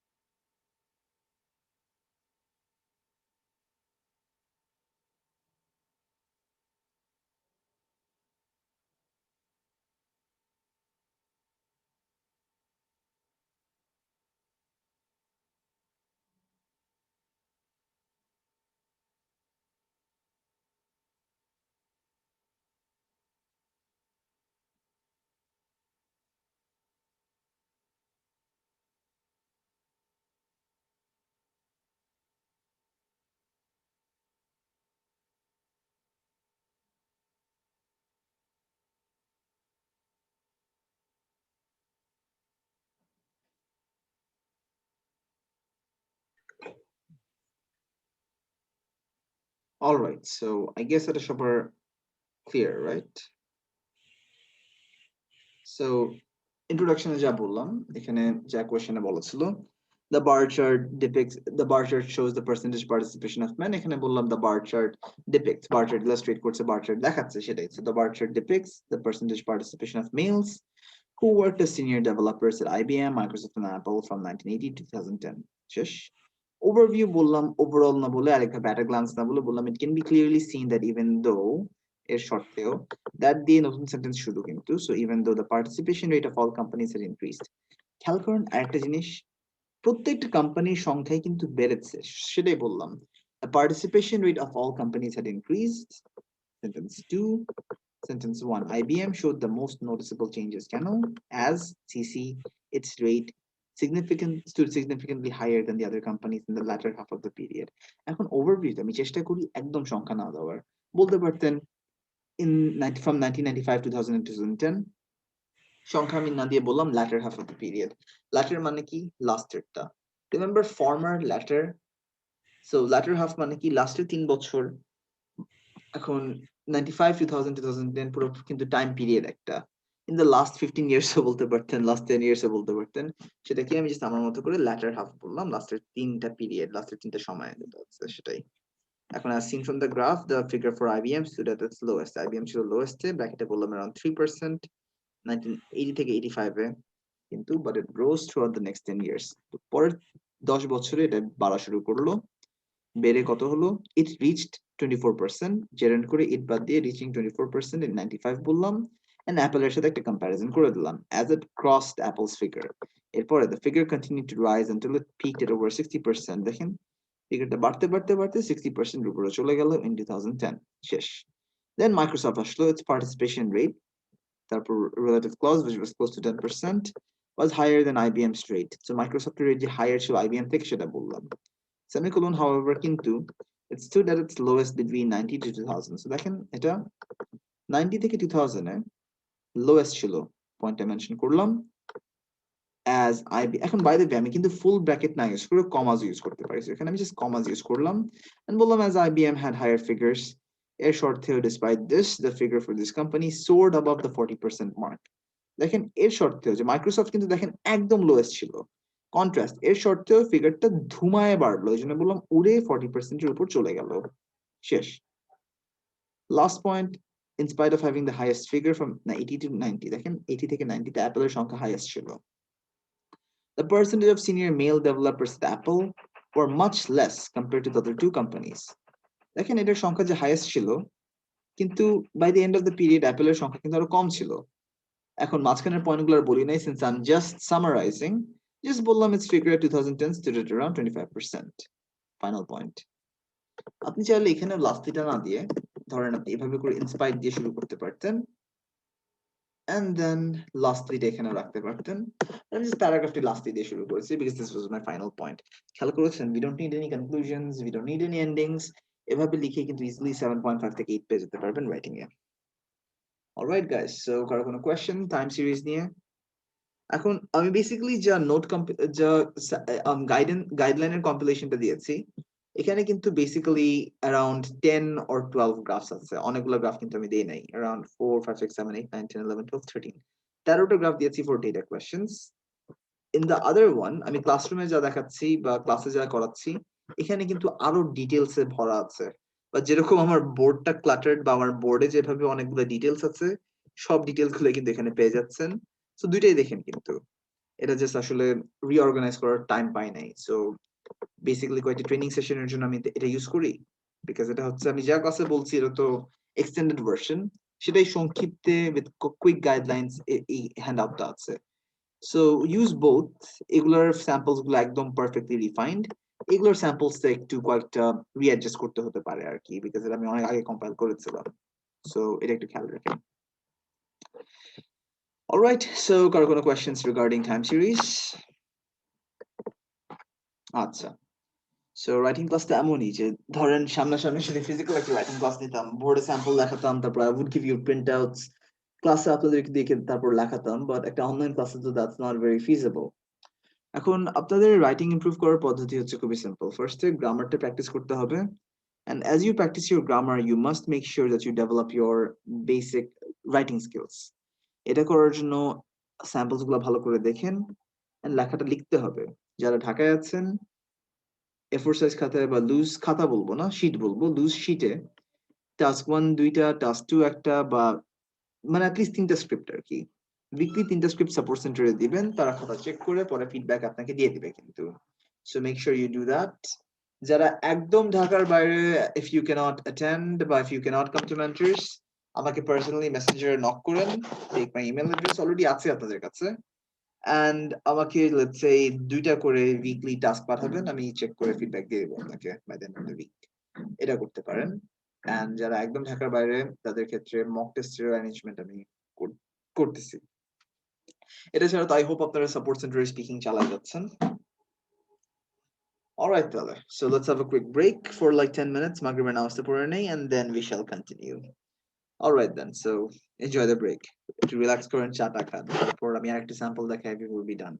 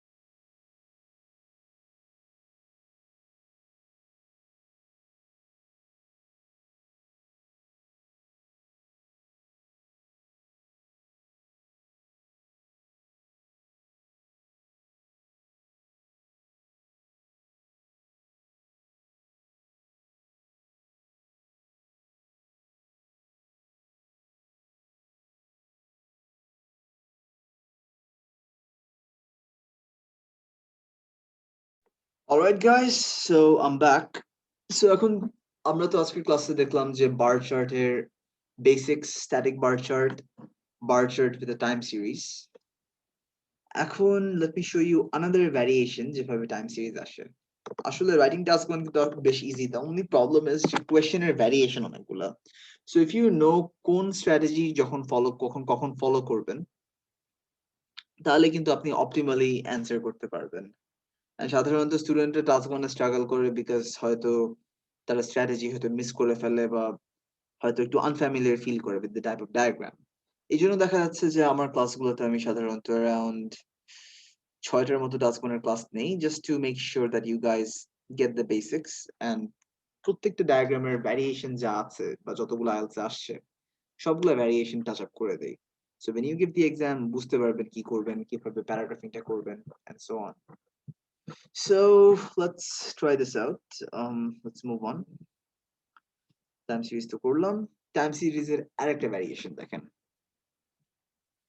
So বলতেছে the bar chart illustrates the level of oil production in 6 countries from 1990 to 2010. এখন দেখেন 6টা middle eastern কান্ট্রির নাম দেওয়া আছে, ইরাক, ইরান, কুয়েত, কাতার, সৌদি আরবিয়া, ইউএই। এখন যদি খুবই একটা সিম্পল ওভারভিউ দিতে চান, বলতেই পারেন যে সৌদি আরবিয়া তেলে পুরো ভাসতেছে বিকজ তাদের প্রোডাকশনটা হাইয়েস্ট। সো এখন দেখেন মিডল ইস্টের অয়েল প্রোডাকশন নিয়ে কথা বলা হচ্ছে। অ্যাকচুয়ালি আমার ওয়ান নোটে ইউনিটস গুলো ঠিক মতো দেওয়া আছে, সেখানে বেসিক্যালি ইউনিটটা বলতেছে যে অয়েল ক্যাপাসিটি হচ্ছে millions of barrels per day তে। এটা কিন্তু 2 million, 4 million, 6 million, 8 million and so on. So basically যা হচ্ছে, যদি দেখি আগে যে টাইম সিরিজটা আসছিল আমার লেবেলেই কিন্তু টাইম গুলো ছিল, এই লোকেশন গুলো ছিল আমার ক্যাটাগরি। এখানে আমার ক্যাটাগরি গুলো কিন্তু টাইম করেছে, আমার লেবেল গুলো কিন্তু করেছে location. What's the reason behind that? আগে দেখা যাচ্ছিল সিন্স ক্যাটাগরি মাত্র 3টা ছিল, ইনফরমেশনটা ইজিলি আমি 3টা প্যারাগ্রাফে গোছাতে পারছি, সো এই জন্য ওভাবে করে গুছিয়েছে। আর যদি মনে করেন এখানে আমি 4টা বছরের জন্য বা 4টা টাইম পিরিয়ডের জন্য যদি 6টা লেবেল আনতাম, এগুলাকে যদি আমি এখানে আনতাম, তাহলে কি হতো? আমার লেটস সে 6টা লাইন থাকতো এখানে, and that would look extremely messy. এই জন্যই এটাকে লেবেল ওয়াইজ ভাগ করেছে। সলিউশন স্ট্র্যাটেজি কিন্তু একই। যখন একটা সিরিজ ধরছেন, আমরা জানি প্রত্যেকটা ক্যাটাগরি টাইম দিচ্ছে এখানে। দ্যাট মিনস ইরান কিন্তু এখান থেকে এখানে ইনক্রিজ হয়েছে, ইরাকও ইনক্রিজ হয়েছে, কুয়েতও ইনক্রিজ হয়েছে 1990, 2000, 2005, 2010। এভাবে করে কিন্তু ইনফরমেশনটা দেওয়া আছে। লেটস সে, সো যা করতে হবে এখানে, আমার হাইয়েস্ট পয়েন্ট কি দেখছি সৌদি আরেবিয়া, তো একটা প্যারাগ্রাফে যা করতে পারি আমি সৌদি আরেবিয়ার জন্য একটা প্যারাগ্রাফ, কাতারের জন্য একটা paragraph, highest information, lowest information একটা প্যারাগ্রাফে নিয়ে আসলাম। ইরান, কুয়েত, ইরাক, ইউএই দেখা যাচ্ছে যে আমার মিড পয়েন্টস বা কমন পয়েন্টস, এগুলো একটা প্যারাগ্রাফে রাখলাম। এখন ইউ মাইট কোয়েশ্চেন আমি এখানে 3টা প্যারাগ্রাফ করছি ফর ক্যাটাগরিজ, এখানে কেন করছি না? এগেন আমার টাইম সিরিজটাকে ক্যাটাগরি হিসেবে রেখেছে। সো 1990 এর জন্য যদি একটা প্যারাগ্রাফ করি ফর দ্য ব্লু লাইন, 2000 এর জন্য প্যারাগ্রাফ করি, 2005 এর জন্য, 10 এর জন্য যদি প্যারাগ্রাফ করি, it would not make sense. Because time series মানেই হচ্ছে যে এখান থেকে যে বেড়েছে না কমেছে, এই কমতি বাড়তি দেখাচ্ছে টাইম সিরিজটা। এই জন্য সবসময় as usual starting point, shape changes, ending পয়েন্টে আমাকে ধরতে হবে। তো এখানে দেখা যাচ্ছে যে ইরান, ইরাক, কুয়েত, কাতার, সৌদি আরেবিয়া, ইউএই, এগুলোকে আমাকে ইন্ডিভিজুয়ালি ধরতে হবে। সো সৌদি দিয়ে শুরু করলাম because Saudi is the most noticeable, and since আমার অনেকগুলো অপশন আছে, ম্যাক্সিমাম কিন্তু 4টা প্যারাগ্রাফে লিখবো। চিন্তা করলাম হাইয়েস্ট এন্ড লোয়েস্ট একটা প্যারাগ্রাফে করলাম, বাকি ইনফরমেশন গুলো আরেকটা প্যারাগ্রাফে গুছাই দিলাম। সো বললাম the bar chart illustrates the approximate capacity of oil production for 6 countries in the Gulf. Middle east বলতে পারি, গালফ বলতে পারি, বা যে 6 কান্ট্রিজ বললেই হয়। এই রিজনটা গালফ বলে, এই জন্য আমি গালফ বললাম, ফ্রম দ্য ইয়ার 1990 to 2010। এটা কি ইলাবোরেট না করলে হয়। এখন বলছি ওভারঅল ওভারভিউ দিয়ে বলছি, the oil production capacity for most of the countries had increased marginally. Marginally মানে হচ্ছে by one unit, by one small unit, oil production capacity যে একটু বেড়েছে সেটাই বলছে এখানে। So basically, if you look at the graph, দেখেন কাতার আর Saudi বাদে বাকি 4টা কান্ট্রি কি হলো? অলমোস্ট 3 মিলিয়ন থেকে 4 মিলিয়ন হলো, অলমোস্ট 2 মিলিয়ন থেকে অলমোস্ট 3 মিলিয়ন হলো, মানে হালকা একটু বেড়েছে আর কি। এটাকেই বললাম ইনক্রিজ মার্জিনালি। সো বললাম the oil production capacity for most of the countries had increased marginally. and Saudi Arabia had the highest production capacity throughout the entire period. এই পুরো টাইম পিরিয়ডে সাউদির প্রোডাকশন ক্যাপাসিটিটা হাইয়েস্ট ছিল, এটা বলে শেষ করে ফেললাম। সো দেখেন overview শেষ, এখন সাউদি দিয়ে শুরু করলাম। As seen from the graph, Saudi Arabia produced over 8 million barrels in 1990 and its production capacity soared মানে কি উড়ে যাওয়া, তো বললাম soared above 14 million barrels in 2010, এটা 14 million barrels এর উপরে চলে গেল 2010 এ। উল্টা কাজ, on the other hand, Qatar produced the lowest number of barrels, সংখ্যাটা কি, the figure stood close to 0.5 million, দেখেন কাতার 0.5 million এ ছিল, হালকা করে বাড়লো কমলো, সেই কমতি বাড়তিটা আমার ফোকাস। সাউদি একবারই বাড়লো, সো এখান থেকে এখানে যে বাড়লো ডাইরেক্টলি বলে ফেললাম, সো সাউদি যে বেড়ে গেল। কিন্তু কাতার যে এখান থেকে এখানে বাড়লো, সো দেখেন বেশি কিন্তু বাড়তি হয় নাই। So বললাম যে Qatar, the figures to close to 0.5 million, it increased slightly in 2000, only to fall back to the same amount in 5 years. দেখেন, let's say 2000 থেকে 2005 কিন্তু next 5 বছর same amount কমে গেল, remaining unchanged until the end of the period. So time period পর্যন্ত এটা কিন্তু আর change হয় নাই, সেটাই বলে দিল। এরপরে the rest of the countries only had a slight increase in production following a similar trend. Similar trend মানে কি, বাকিগুলো দেশের similar একটা প্যাটার্ন ছিল আর কি। সো বাকিগুলো দেশে কি হলো, so similar ভাবে যে বাড়লো না, এটাই বললো। The rest of the countries had a slight increase in production following a similar trend. Iran started at just over 2 million barrels in 90, production বাড়লো to 4 million barrels. So ইরানের 2 থেকে 4 million এ বাড়লো, with Iraq, Kuwait and UAE having slightly lower figures under 4 million. এখন দেখেন সবগুলো যদি ভেঙে ভেঙে বলতাম খামাকা ওয়ার্ড লিমিট বাড়তো, তো বললাম ইরাক, কুয়েত আর ইউএই এর সংখ্যাটা কাছাকাছি ছিল, under 4 million, এটা বলে শেষ করে ফেললাম। And that is it. বলেন কার কোনো কোশ্চেন আছে নাকি?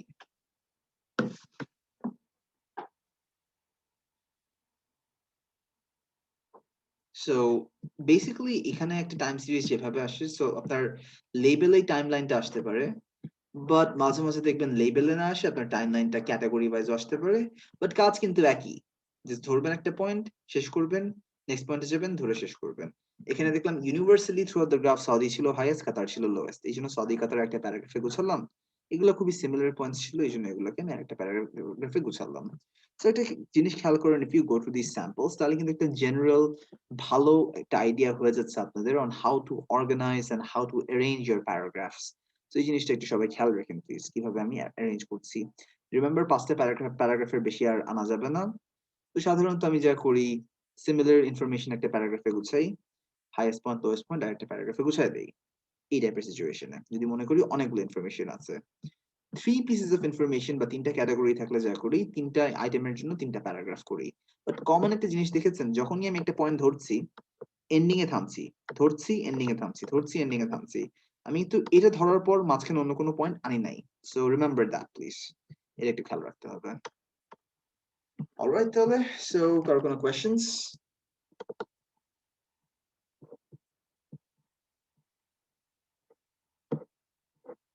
আচ্ছা, so I guess no one has any more questions or any queries.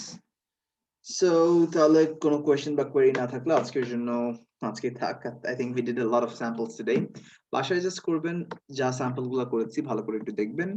Writing বইতে অনেকগুলো কোয়েশ্চেন্স আছে, ইভেন আপনাদের আইএলটিএস মেন্টরে অনেকগুলো কোয়েশ্চেন আছে, বাট স্যাম্পল গুলো ভালো না, কিন্তু রাইটিং বইয়ের স্যাম্পল গুলো তো ভালো না, এই জন্য আমি আপনাদের জন্য আলাদা করে একটা স্যাম্পল কম্পিলেশন বানিয়েছি। So make sure you go through my samples. And আরেকটা ব্যাপার হচ্ছে যে প্র্যাকটিস করার জন্য আইএলটিএস মেন্টর রাইটিং বুক যেখান থেকে প্র্যাকটিস করার সমস্যা নেই, কেমব্রিজ বই থেকে করতে পারেন। যখন আপনারা রাইটিং বই থেকে প্র্যাকটিস করছেন, সাপোর্ট সেন্টারের খাতা দেওয়ার জন্য খাতা ডায়াগ্রাম কপি পেস্ট করার কোনো প্রয়োজন নাই কিন্তু। সো জাস্ট বলে দিবেন রাইটিং বুক পেজ নাম্বার এটা, পেজ নাম্বার এটা, পেজ নাম্বার এটা, তাহলেই হবে। অলরাইট, তাহলে সো কারো কোনো কোয়েশ্চেন্স বা কারো কোনো কোয়েরিজ?